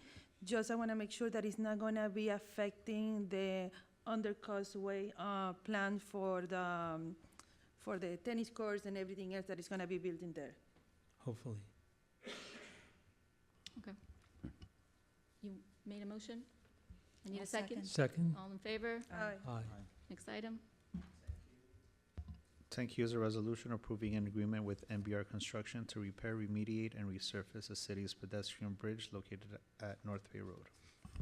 Mayor, Vice Mayor, members of the commission, this authorizes us to do some remediation and work on the pedestrian bridge. There needs to be some work done on each approach. The bridge will remain open during our construction. Great. Any speakers? No, ma'am. Okay. I need a motion. Motion? Need a second? Second. All in favor? Aye. Next item, please. 10R is a resolution requesting waiver of the bidding requirements set forth in Chapter 62 of the city's Code of Ordinances, approving an agreement with General Caulking and Coatings to replace and install exterior windows at the Government Center.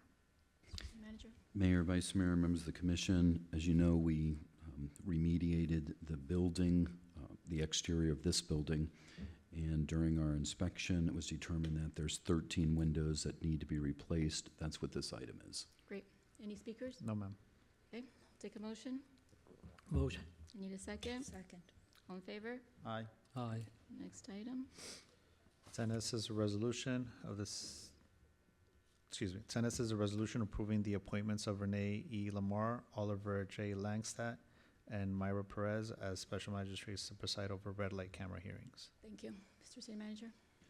Mayor, Vice Mayor, members of the commission, these would be appointments for special magistrates that would hear any red light camera appeals. Great. Thank you. Any speakers? No, ma'am. Take a motion. Motion? I need a second. All in favor? Aye. Next item.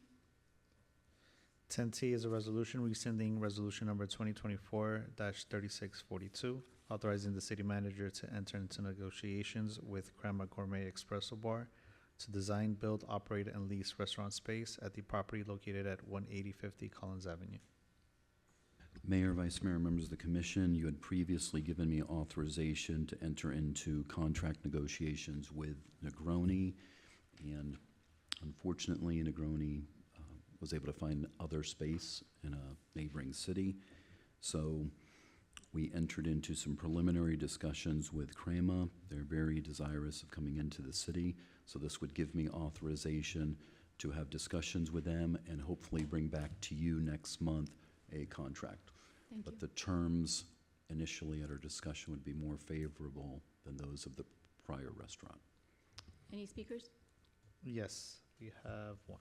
Jody Joseph.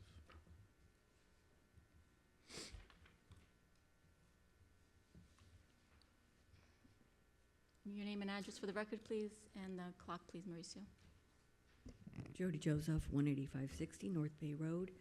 I remember you had a plan of the restaurant, and it was absolutely beautiful. Everybody was really excited. The layout was fabulous. And if I'm correct, it was serving dinner. Is that correct? Breakfast, lunch, and dinner as well?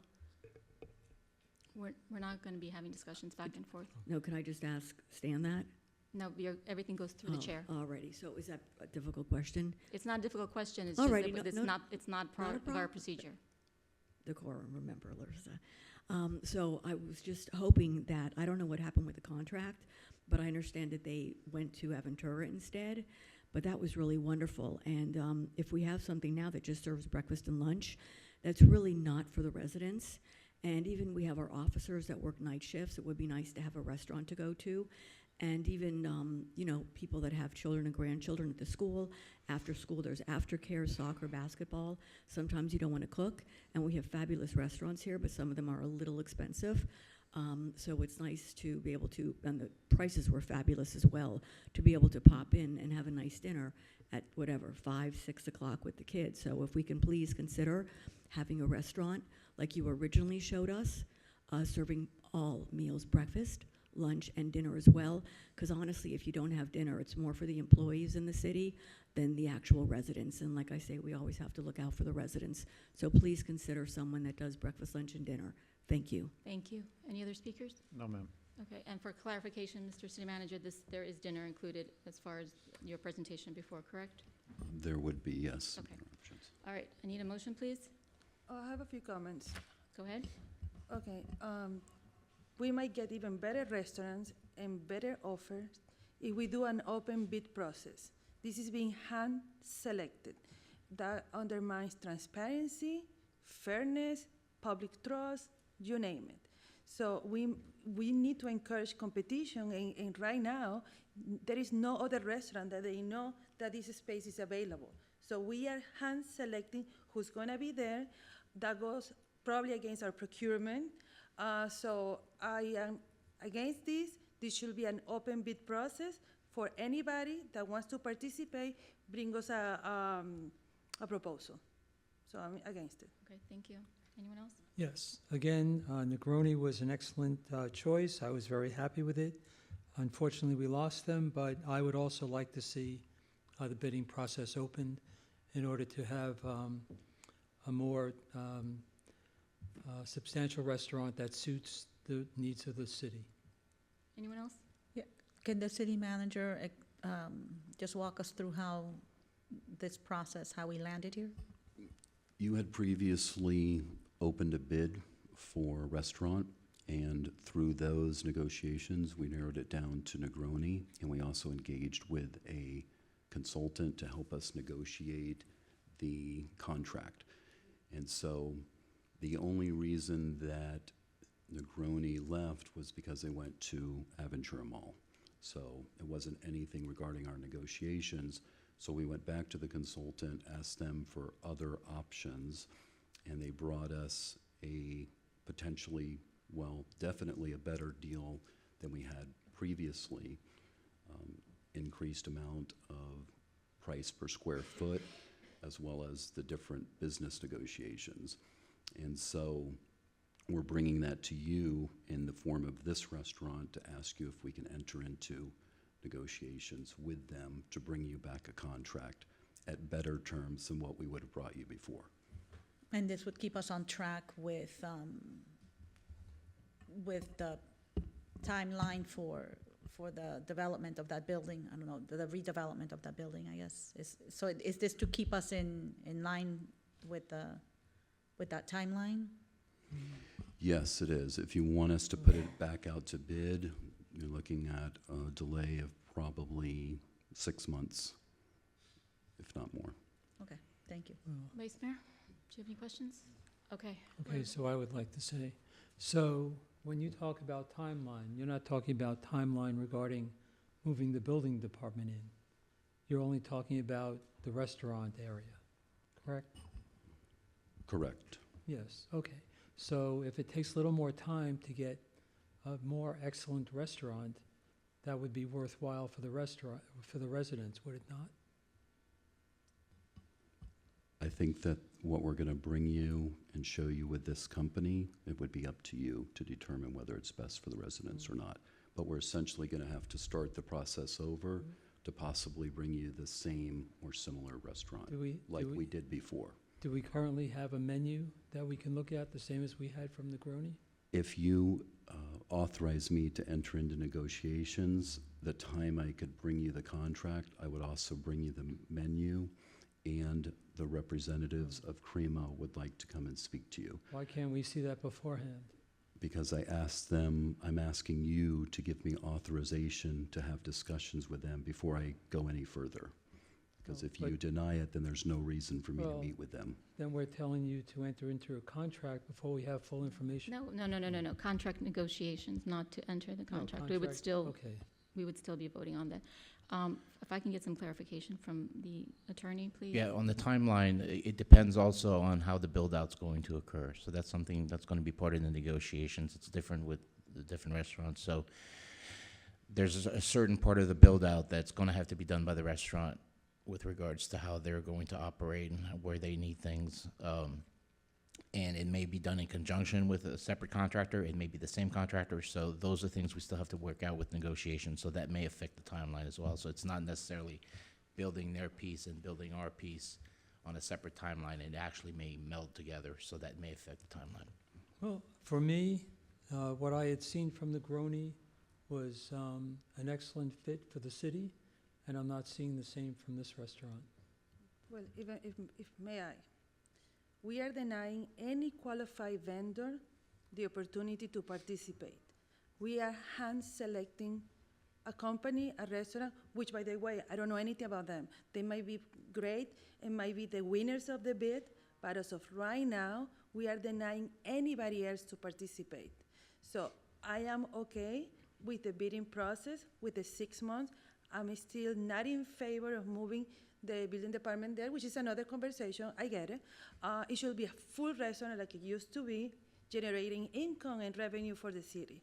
But I want to see an open process where anyone that is qualified has the opportunity to participate.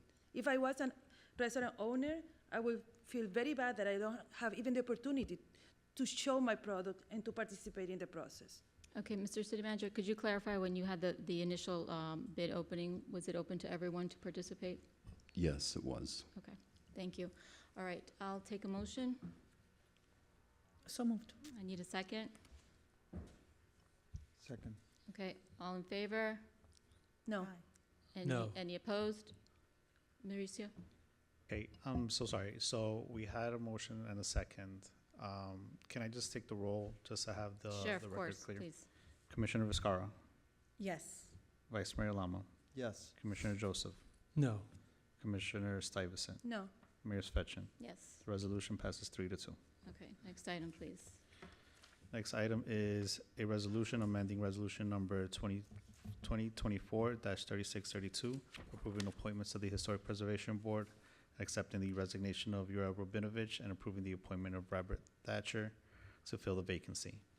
So we had a resignation on the board of, on the Historic Board, being that it was Vice Mayor Lama's original appointment. It was his vacancy to fill, and he provided the name or the appointment of Robert Thatcher, subject to your approval. Any speakers?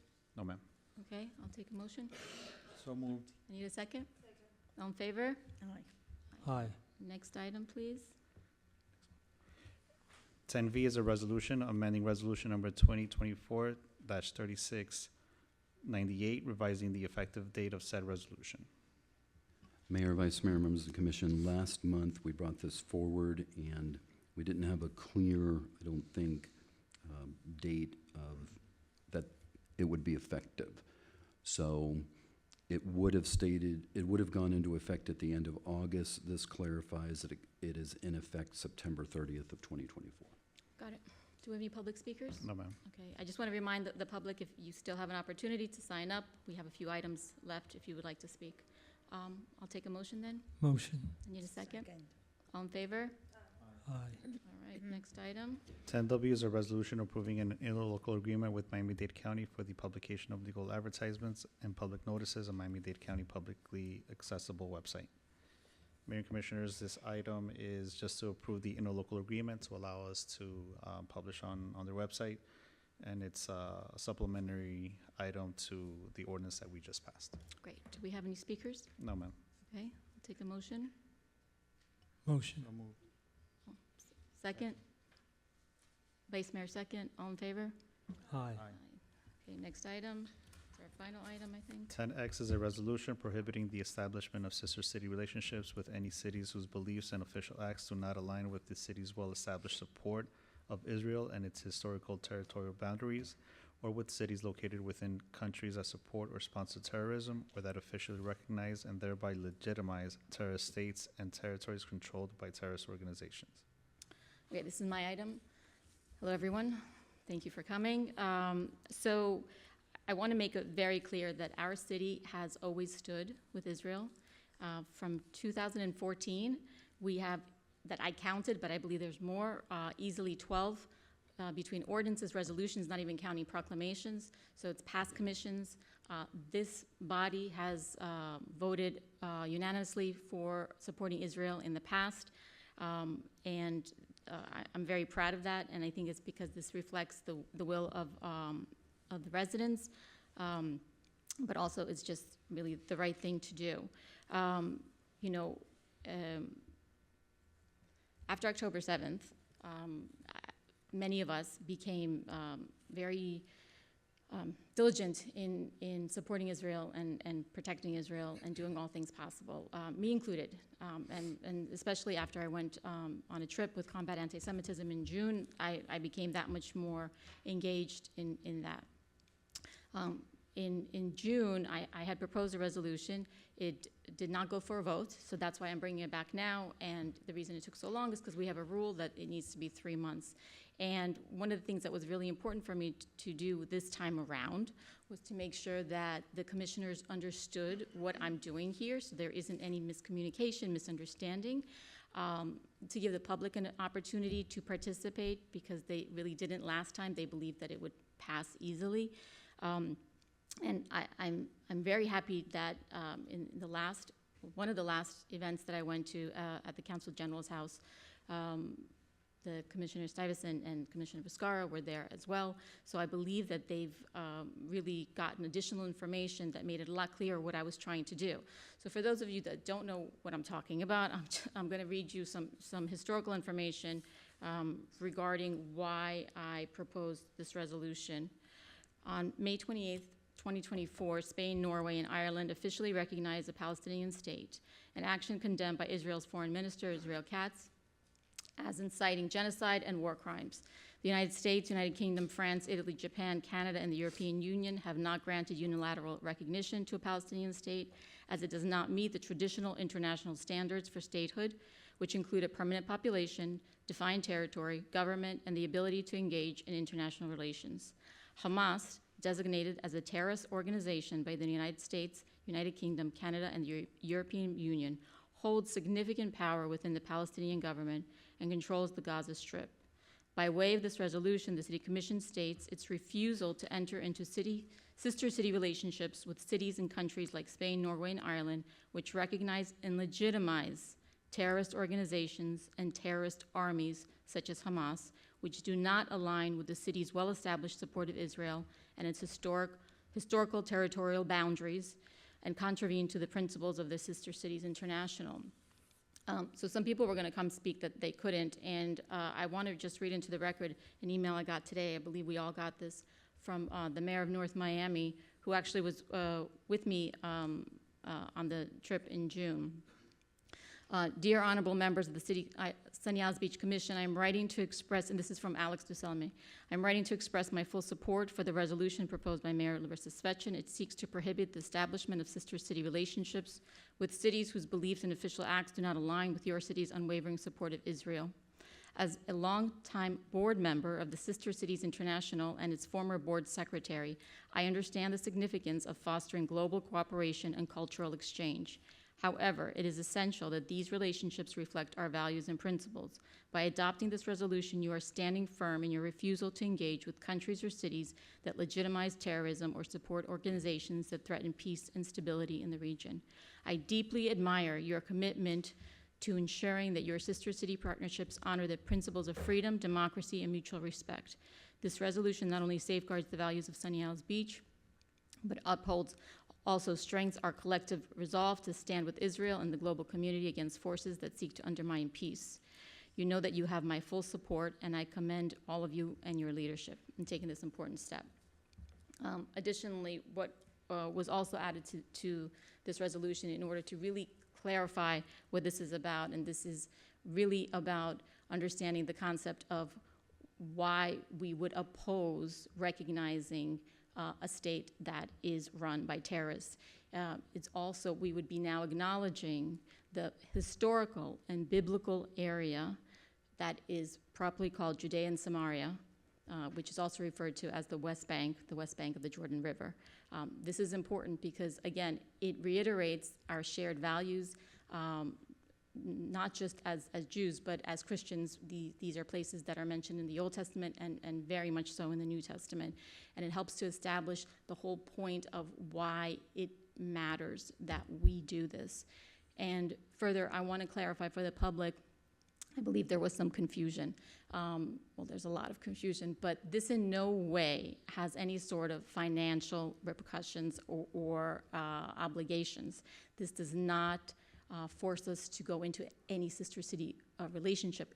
All it does is prevents us from going to sister city relationships. In fact, our sister city program, while it's not active because we don't have, while it's still there, it's not active because we have not agreed or approved not even $1 towards that program. So again, this is something that we as a community are saying to these countries, but anyone else who chooses to support and recognize and, more importantly, legitimize states that are run by terrorists. And further, you know, the next step here, and I trust that my colleagues now are clear on this and would support this, would be for it to go to the Council General of Israel in South Florida, rather in Florida, and to the leadership in Samaria. So, do we have any public speakers? Yes, we do. Okay. Jody Joseph.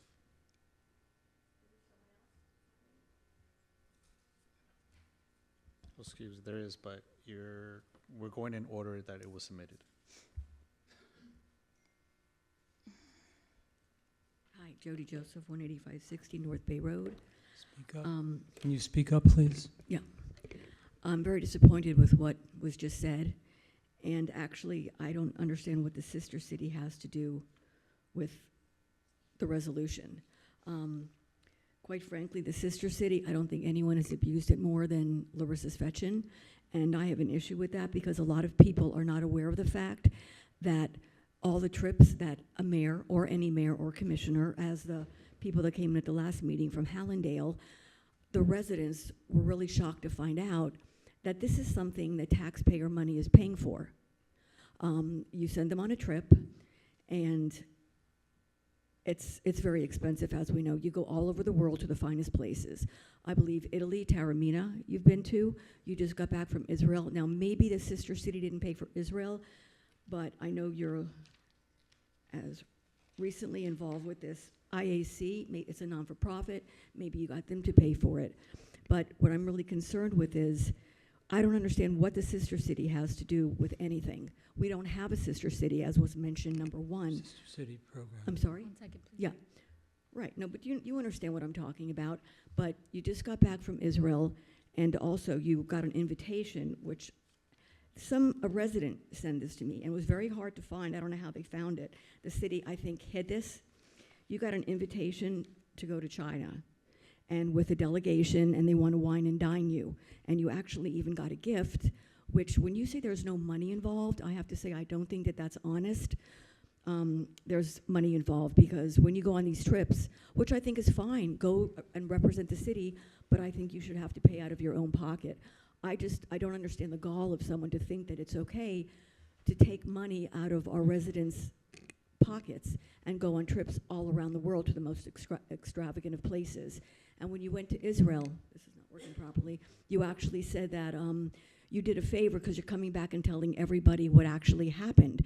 And quite frankly, I know in our area we have people who have children and grandchildren in Israel, and they are fighting, and they thought that was really not appropriate for you to say because they know what's going on firsthand, to send a mayor or commissioners on our expense to go there. And we know you're also going as a vacation. There's food, I mean, such as this notes, let's see, immersing themselves in the warm hospitality that Taiwan has to offer. Now also, you restricted a lot of residents from Sunny Isles. We try to sign up for this, that you put your picture in the middle of these two people. And this is the first one that IAC, you were asking for a donation, $36 donation. Now, if you go on their website, IAC, nobody's asking for a donation. And a few people from the city trying to sign up, but it was rejected by you. You wouldn't let anybody go unless you knew them. Thank you. So, Next speaker, please. Alexander Keller.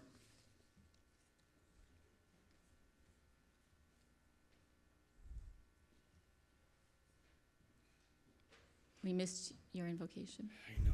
Next time. Thank you. Good evening, Honorable Mayor, Commissioners.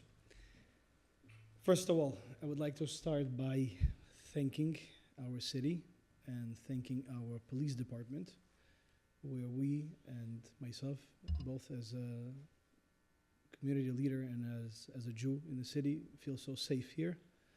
And as the mayor mentioned, our city is amazing in supporting Israel and passing so many resolutions in support of Israel.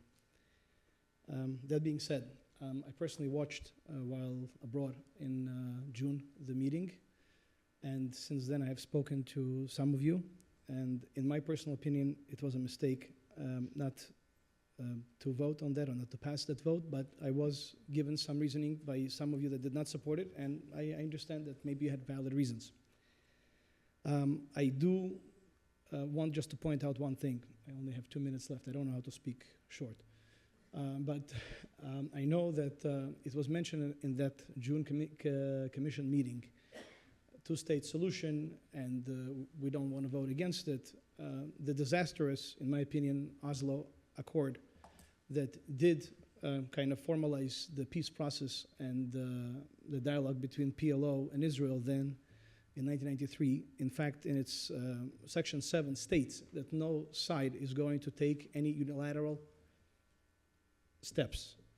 And when, be that Norway or Ireland or Spain, recognize unilaterally Palestinian territories as a state, that is actually detriment to the peace process, even according to those accords that were signed then. That's number one, in my opinion.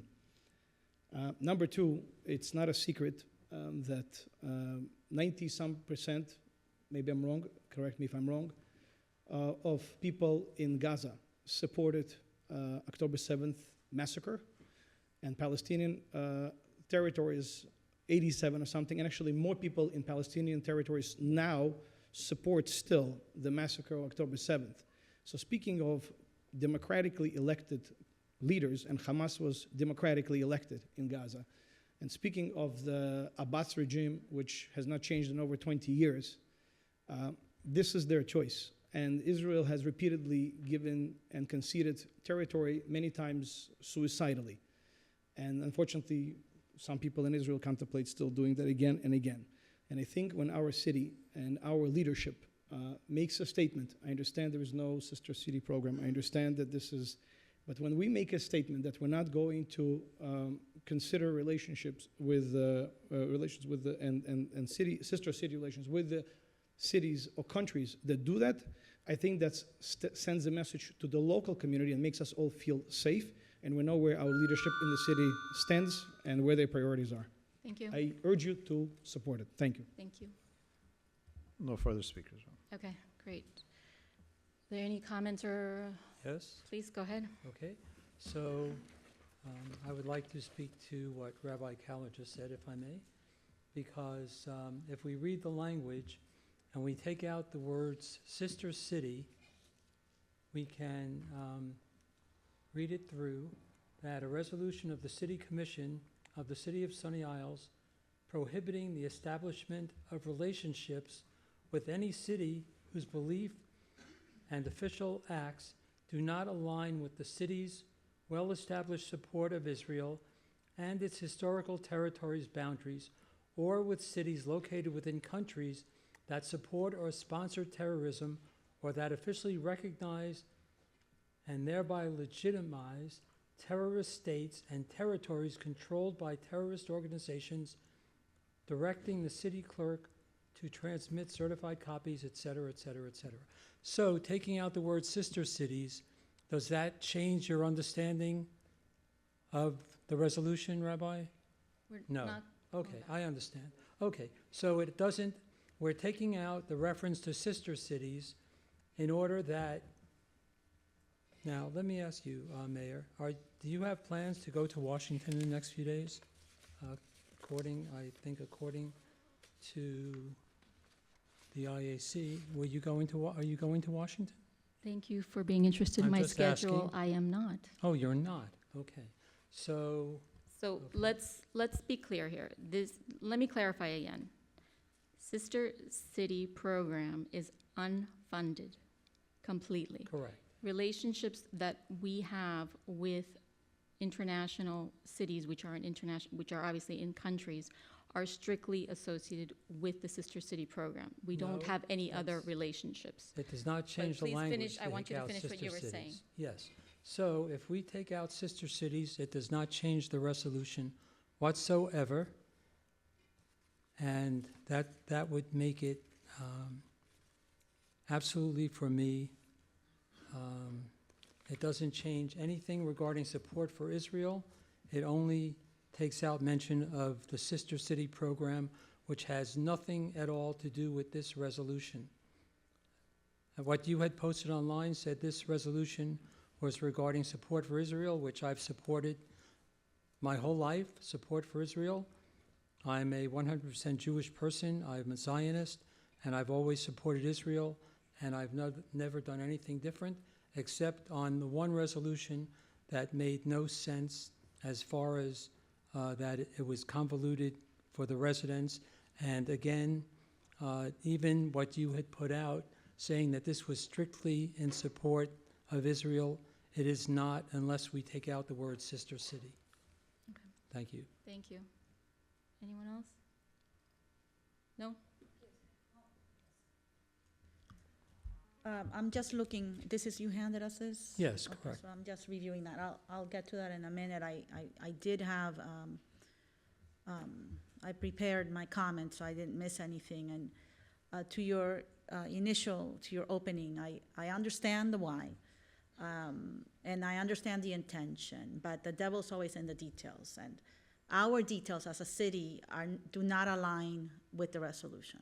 So at last month's meeting, I noted that except for this resolution, which was presented in June, was it June or May? June. In June. This commission has voted unanimously in favor of everything related to Israel.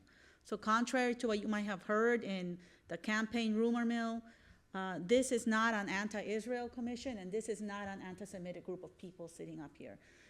To the contrary, I mean, you just heard Rabbi Kaller mention, right, that we've supported and et cetera. So as I mentioned last month, this resolution failed because it is flawed.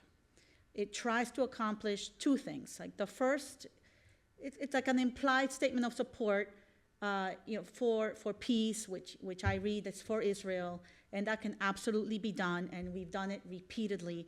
That's not a problem.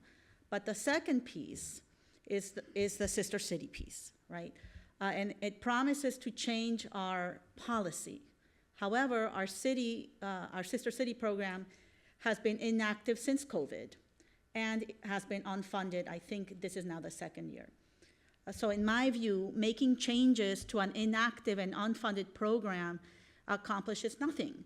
And I feel that it's an empty promise, that we're offering an empty promise, and that obviously we can't deliver because it's an unfunded program.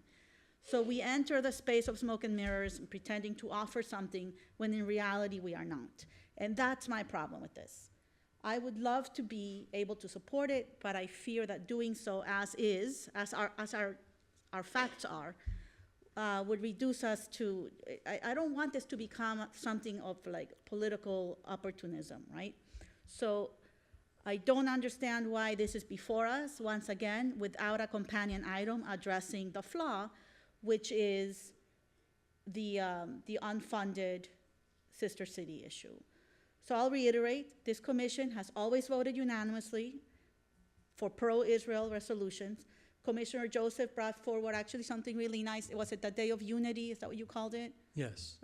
We had the 5 rabbis here. We had the mayor of Miami-Dade County here.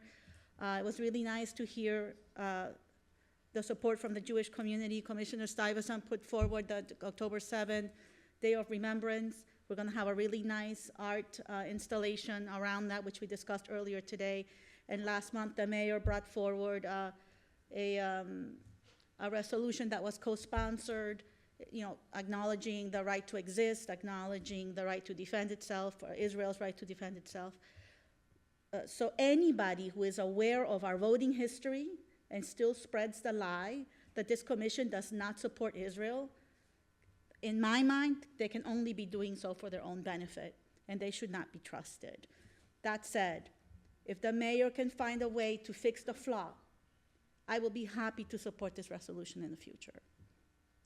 Okay, so I just want to answer that. Normally we don't do it like this, but this is really important to me, and you said some things that were important. I recognize in the beginning of the item that this commission has been supportive of Israel.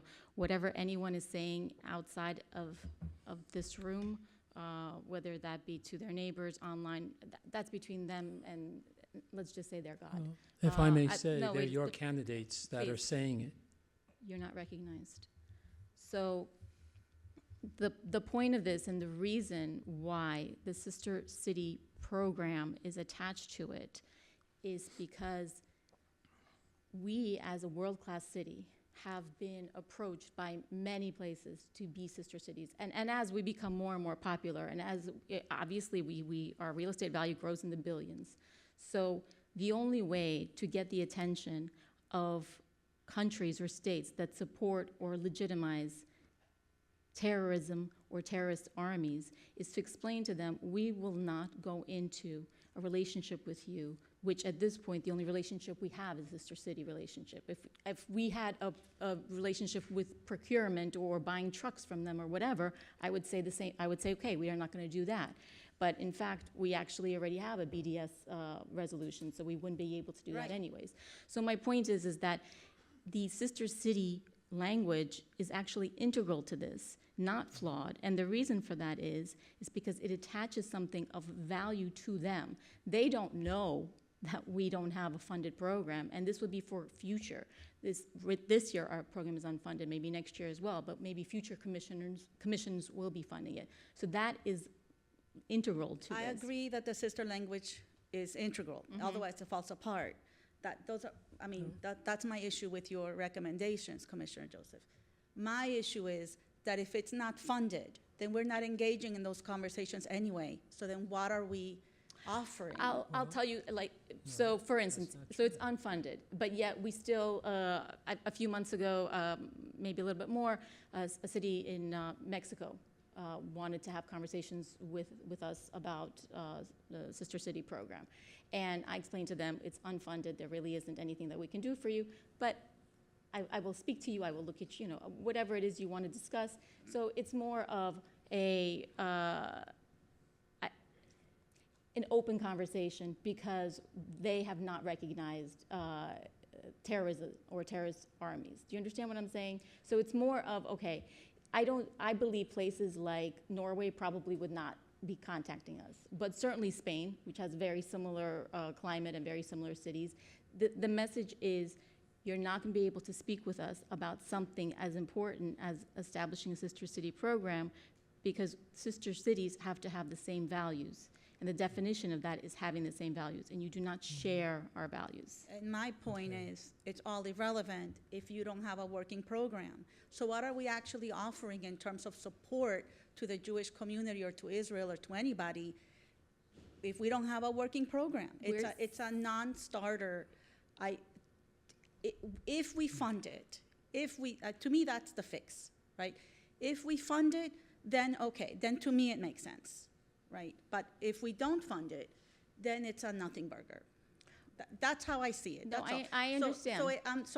I told you last month, and I'm telling you now, there is a solution.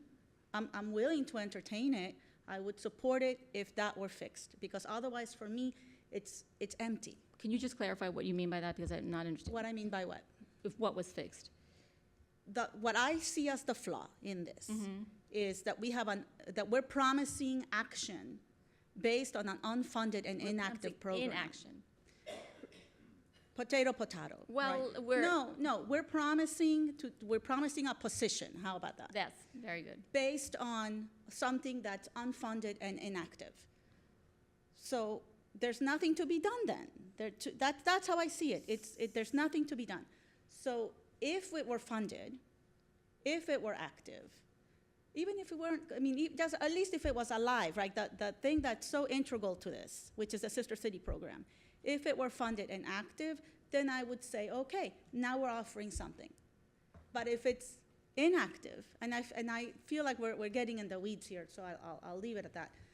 If we're inactive, we're not offering anything. Nothing changes. That's my perspective. If we fix the Sister City issue, then I would support the resolution. To me, that's the fix. I don't know what more to say, but I'll leave it there. I don't think we're in a position to make adjustments to the budget right now. Please go ahead. Okay, yes. So I would like to go to the point that Commissioner Viscara made, that regarding the word relationship, if we take out Sister City, we're actually quantifying the language, but we're generalizing the word relationship to make it. Let's take for an example that when we had our anniversary celebration, we had trinkets and all, and on the bottom of the trinkets it said "Made in China." So if we were to have items that were made in Spain, and we had this language, this resolution, without sister cities, but just relationship itself, it would not allow for us to have trinkets made in Spain.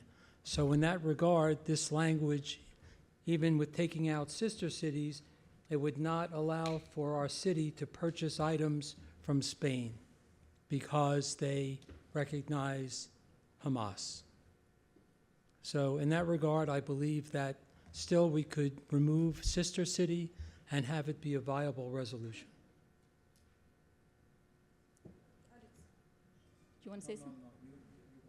Okay, I have a few comments to make. First of all, the June resolution was not about supporting Israel. This is. So, because this one say clearly about supporting Israel, I would like to co-sponsor the resolution. I'm okay with the resolution. However, there is a lot of things that they were said that they are not accurate. For example, I didn't need to go to any meeting to have any additional information, because the meeting that the three of us attended didn't change nothing of my support for our Jewish community and for Israel. I attended because I was invited, and I'm glad that I did it, because every meeting that we go, we just learn something from. Second, it's being established that we have passed any and every resolution to support Israel and our Jewish community. Not only in paper, like our rabbis said, they feel safe in Sunny Isles thanks to our law enforcement and our police. Third, the resolution didn't go for a vote.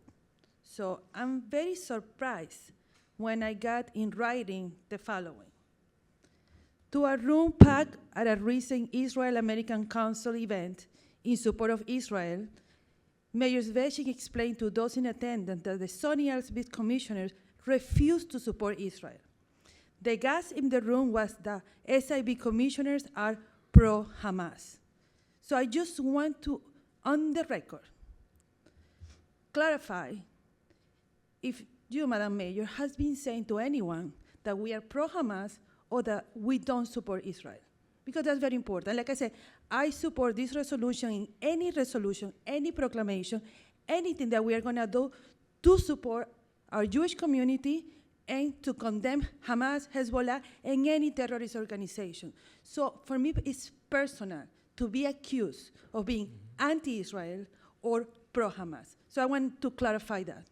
So, I would like to say also Wait, wait, that I wait. have heard the same language, okay, thank that you. you have been Thanks, spreading stop, this stop, and your stop. candidates You're not, as well. You're not recognized, Well, please. we need to settle no, this.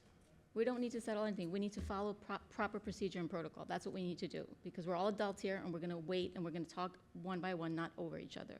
Commissioner Stuyvesant, I want to make it very clear for the record that I have never said that.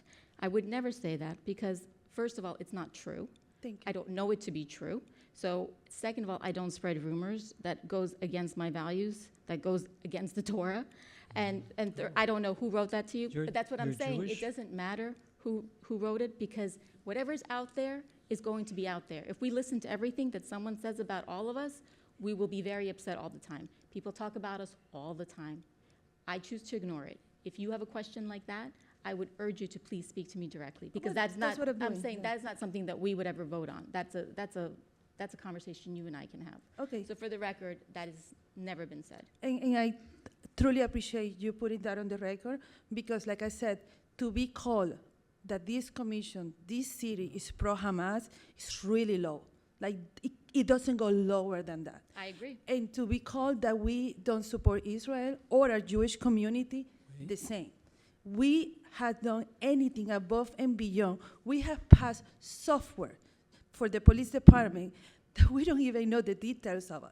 Like, the police come to us and say, we need this, but it's so sensitive that they cannot put it as a public record. What is it that we're passing? And that any money for software, hardware, training, you name it, we have always been able to accomplish that. And we have a very healthy budget, so actually that also helps. So to be called that we are pro-Hamas, like I said, it doesn't go lower than that. So I just wanted to put on the record, and I'm glad that everybody's saying here, and if you guys want to say it, we are a commission that support our Jewish community. We have done that, and we will continue doing that, hopefully forever. And we want to make sure that our Jewish community is safe. And not with only symbolic resolution like this one, because at the end of the day, this is going to be symbolic, but with actions, like what we do with the police department, law enforcement, and you name it. So thank you so much for the clarification. And thank you for co-sponsoring. I appreciate that. Absolutely. Please go ahead, but Yes. please keep it to the resolution. I'd just like to say, I'm going to what you said, that you had not been spreading any rumors. Fabiola and myself, we were at a meeting, a Republican meeting on August 4th, where you were present, your candidates, puppet candidates were present, and they were spreading rumors saying that the commission was pro-Hamas. It was spread amongst everyone at El Tropico. You were there, you heard it, you knew, and you participated. So you just lied on the dais to the residents and to everyone in the city. Okay, thank you very much. That's categorically untrue. Whatever you heard anyone say, I do not control other people's mouths. And for the record, I am not running for office, nor do I personally have any candidates. So if anyone has anything else to say? Madam Mayor, may I interrupt for 1 second? Yes. In keeping in line with our rules of procedure, specifically Chapter 7422E, the time for debate, we've exceeded the 30 minutes. Thank you. So in order to be able to move forward, we would need a motion from make the a commission motion. to I'll second. continue. Okay, Okay. all in favor? Aye. Aye. Thank you. Vice Mayor? Yeah. So, well, hopefully, I hope those rumors aren't true. We're not pro-Hamas or in favor or anti-Semitic. Definitely, you know, I despise Hamas and their horrible and evil beliefs. With that being said, you know, and specifically going to, you know, these three countries in question, Spain, Norway, and Ireland, recognizing the Palestinian state, you know, when we're looking at the situation and the conflict, you know? I think, and they might be wrong, it might be the wrong timing, who knows? But I don't think their intent, as the foreign minister of Israel stated, is to incite genocide and war crimes. I do not think those three countries have that in mind. What they have in mind, and that is my belief, is that they want to see a solution to this conflict. They want to see a two-state solution where there could be coexistence. It's been a conflict that's been going on for 75 plus years. There's other conflicts that have come to resolutions. You're talking about Ireland, you're talking about other conflicts that have gone on for many years. And I think that perhaps they're looking at something like that where there could be some sort of peace, whether it's short term or in the longer term. But absolutely, I do not see those three countries as, you know, supporting genocide and war crimes. With that being said, you know, it is, I hope that, you know, these things don't come up for the sole purpose of political gain. I mean, we're talking about death and suffering, so hopefully that is not the case. I despise all forms of racism, bigotry, anti-Semitism. I actually brought an item to the commission back in October, November of 2020, where we adopted the International Holocaust Remembrance Alliance definition of anti-Semitism. That resolution passed. We codified that into law, giving our police department further, you know, power to be able to combat any transgressions of anti-Semitism, any crimes of anti-Semitism. So I want to make that clear that I just don't see how Spain, Norway, and Ireland recognizing a Palestinian state translates into some sort of anti-Semitism. Okay. I think that at the end of the day, there's got to be some sort of peace at the end of the road, and this conflict cannot continue with so much death, destruction, and suffering. So that's the way I see it, and I hope that in a future there could be peace, and that's my view on this topic. Yes. Okay, yes, I would just like to say that maybe what some people don't understand is that Palestinian children from the age of 2 are taught that they can never live with Israel or Jews, and they have to murder Jews at every opportunity, and there can never be any two-state solution, and the only solution is to have the state of Israel no longer exist. So in that regard, myself and being a true believer in Israel and someone who is pro-Israel, you can never accept a two-state solution. Thank you. Well, that's your belief, but I believe that Spain, Norway, and Ireland, my thought is that their intention is not to, from what they did, is not that they are inciting or supporting any genocide and war crimes. It's as simple as that to me. Well, they just don't truly believe in the existence of Israel. I don't think that's the case, Well, but we could continue Okay. having a conversation It's a about that. complex yeah. issue, it's a very complex Does anyone issue. else have anything? Okay, so to some points that were made about intent. Intent is very important.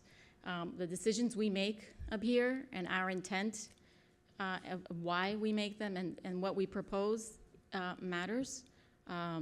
These are not random acts, and the reason that we propose something or the reason we support something and what we do with it has a real impact. It's not just a piece of paper. So while it may not be attached to any program per se that is not active, what it says to our public, to our residents, to our visitors, but almost more importantly, to our city manager, to our attorney, to our PD, is that we as a commission unequivocally support Israel and we denounce terrorism in every single way, which allows them then to do things like sign up for anti-Semitic training. which the police, as I understand, are going to be doing a free training that they decided they're going to sign up for themselves. So all of these conversations, and please know that for all of you, it may seem like we are not getting along, and sometimes we're not, but this conversation is important because I need to hear what my colleagues are saying, and they need to hear me. More importantly, you need to hear what we're saying. The idea that this is in any way connected, that my intent would in any way be connected to politicizing this issue, I find repugnant and insulting. In going to Israel, of which, for the record, the city of Sunny Isles Beach and the taxpayers did not pay 1 cent for, going to the Nova Music Festival, seeing those images, talking to people that actually lost their children, their grandchildren, talking to people that have their families still in captivity, which includes American citizens, for anyone to even consider that that could be politicized is abhorrent to me. That trip and 10/7 changed me intensely, and I think it changed a lot of people in this room and around the world. It brought people together, and that's what the point of this resolution is to really give this commission another opportunity to show that we are united and that we can come together despite us not agreeing on the politics or what Ireland or Spain or Norway meant or didn't mean. For me, it's very clear what it means when you legitimize a terrorist army. But I respect that for you, you don't agree. So that is why this is not about having that conversation. It's about us not allowing them to approach us with the Sister City Agreement, but almost as importantly is recognizing Judea and Samaria as the proper biblical and historical names for the West Bank. We're going to go into another 30 minutes, but go ahead. Okay, so I would make a motion to amend this resolution to remove the word Sister City and remove Sister Cities International from the language, from the whereas above the signature line, and to make a motion on the corrected resolution without that language. It has the same exact meaning, except it makes no reference to the Sister City program whatsoever. Okay. And I would like There's a to motion on the ask a table. motion. Is there a second? May I ask a question? Please go ahead, but there is a motion on the table, so but go ahead. This is why. I might consider, I think it addresses my issue, which is tying it to an unfunded thing, which I don't like because I don't think, but Mayor, would that undo your intention if we remove the Sister City language? It would, because that's the only value that we have to them. We don't buy anything from them. But let me ask a different question, actually. So, Mr. Attorney, if we remove the word Sister City and it says relationship, doesn't that include Sister City relationship? Theoretically, it could. It's not as direct, but that would be any relationship with any cities, so that would. So it even makes it broader. So Well- that's even better. It makes it a stronger Well, wait a second. resolution. But do we need to define what relationship means? Not no, you don't need to. It just opens it up to interpretation. But as stated, I don't know that we have any relationships with any countries or cities in foreign countries besides through the Sister City program. So again, I haven't had a chance to really look at Right, and that's why, for me, that is, the language is important, because it's the only thing that we have a connection to. It's So- relationships with any cities. So Yes, so- theoretically, it would include any sort of Sister City relationship. As to what the ramifications may, I don't know. Again, I'd have to read the whole thing again. But what language would need to be added in order to make it very clear that it includes all relationships, including Sister City relationships? It would- Because my concern is that then it is unclear why we did this. Well, that was the One sec, point let in me just- June. Let me It wasn't. get, It was an unnecessary resolution. I disagree. I couldn't really suggest beyond, again, the removal of I couldn't really suggest any, that would be up to you all, I'm sorry. I'll say this, like, by divorcing from the sister city language, I can get behind it because it solves my issue with it, right? So, But for the record, though, you would then still support the concept of, obviously, we would not go into sister city relationship if we are not going we to were any not gonna relationship. do that anyway. Well, We're you not don't, gonna do I'm not that saying anyway. us, I'm saying future commission. This is, If I may. this has become let her finish. right, this is what I'm saying, like, I'm offering a compromise, right? Mhm. Because I'm very process-oriented, and I'm about the letter of things. And the letter of it doesn't work. Okay, that's my interpretation. If we remove the sister city language, it becomes basically symbolic, and it's never really gonna be tied into a sister city program, which is not funded or active. Well- But if we remove the sister city language, I would be willing to compromise because it resolves the technical, literal issue that I have. Okay, go ahead. So the I sister would city- second the motion, but go ahead. And the sister city is a contract, so actually, also, it will be included, so we cannot, to your point, we cannot get into a relationship with a sister city even if it's not mentioned per se. That's the thing. So I think it is broader, and I like the idea that we will never have those kind of sister city contracts with anybody right now because of budget. But not only that, clearly we are not going to be supporting any city that is go against our values. Okay, so we have a second. I will second the Okay. Revised all- language? all in- with the Revised removal language. of the sister city language as recommended by Commissioner Joseph. Mr. City Clerk, do you have what you need? Yes. Okay, all in favor? Aye. Aye. Any opposed? No. Okay, it's passed. 4 to Thank 1. you. All right. Thank you for your patience. Now we're on to Citizens Forum. Citizens Forum. And we have just one speaker, George Bardmesser. I don't think he's here. Okay. Okay, so, ladies and gentlemen, thank you very much. Before you leave, I have to let you know that there's a resource fair, a community resource fair next Tuesday from 3 to 7 at Gateway Center. It's open to everyone. There's going to be resources from the county, from the city. I want to thank Myra, who's in the back, for putting it together. Please put it on your calendars. It should be really informative. And again, I want to thank everyone that came out in this weather, everyone that's watching on TV. I'm glad that we have been able to finally put this to bed. Thank you. One more. Yes, wait, yes. One more comment, just to remind everyone that next month's meeting will not be the third Thursday as we customarily have our meetings. It will be held on October 22nd instead because And of Sukkot. Sukkot, yes. Yes, Thank you. thank you. Meeting adjourned. Everyone.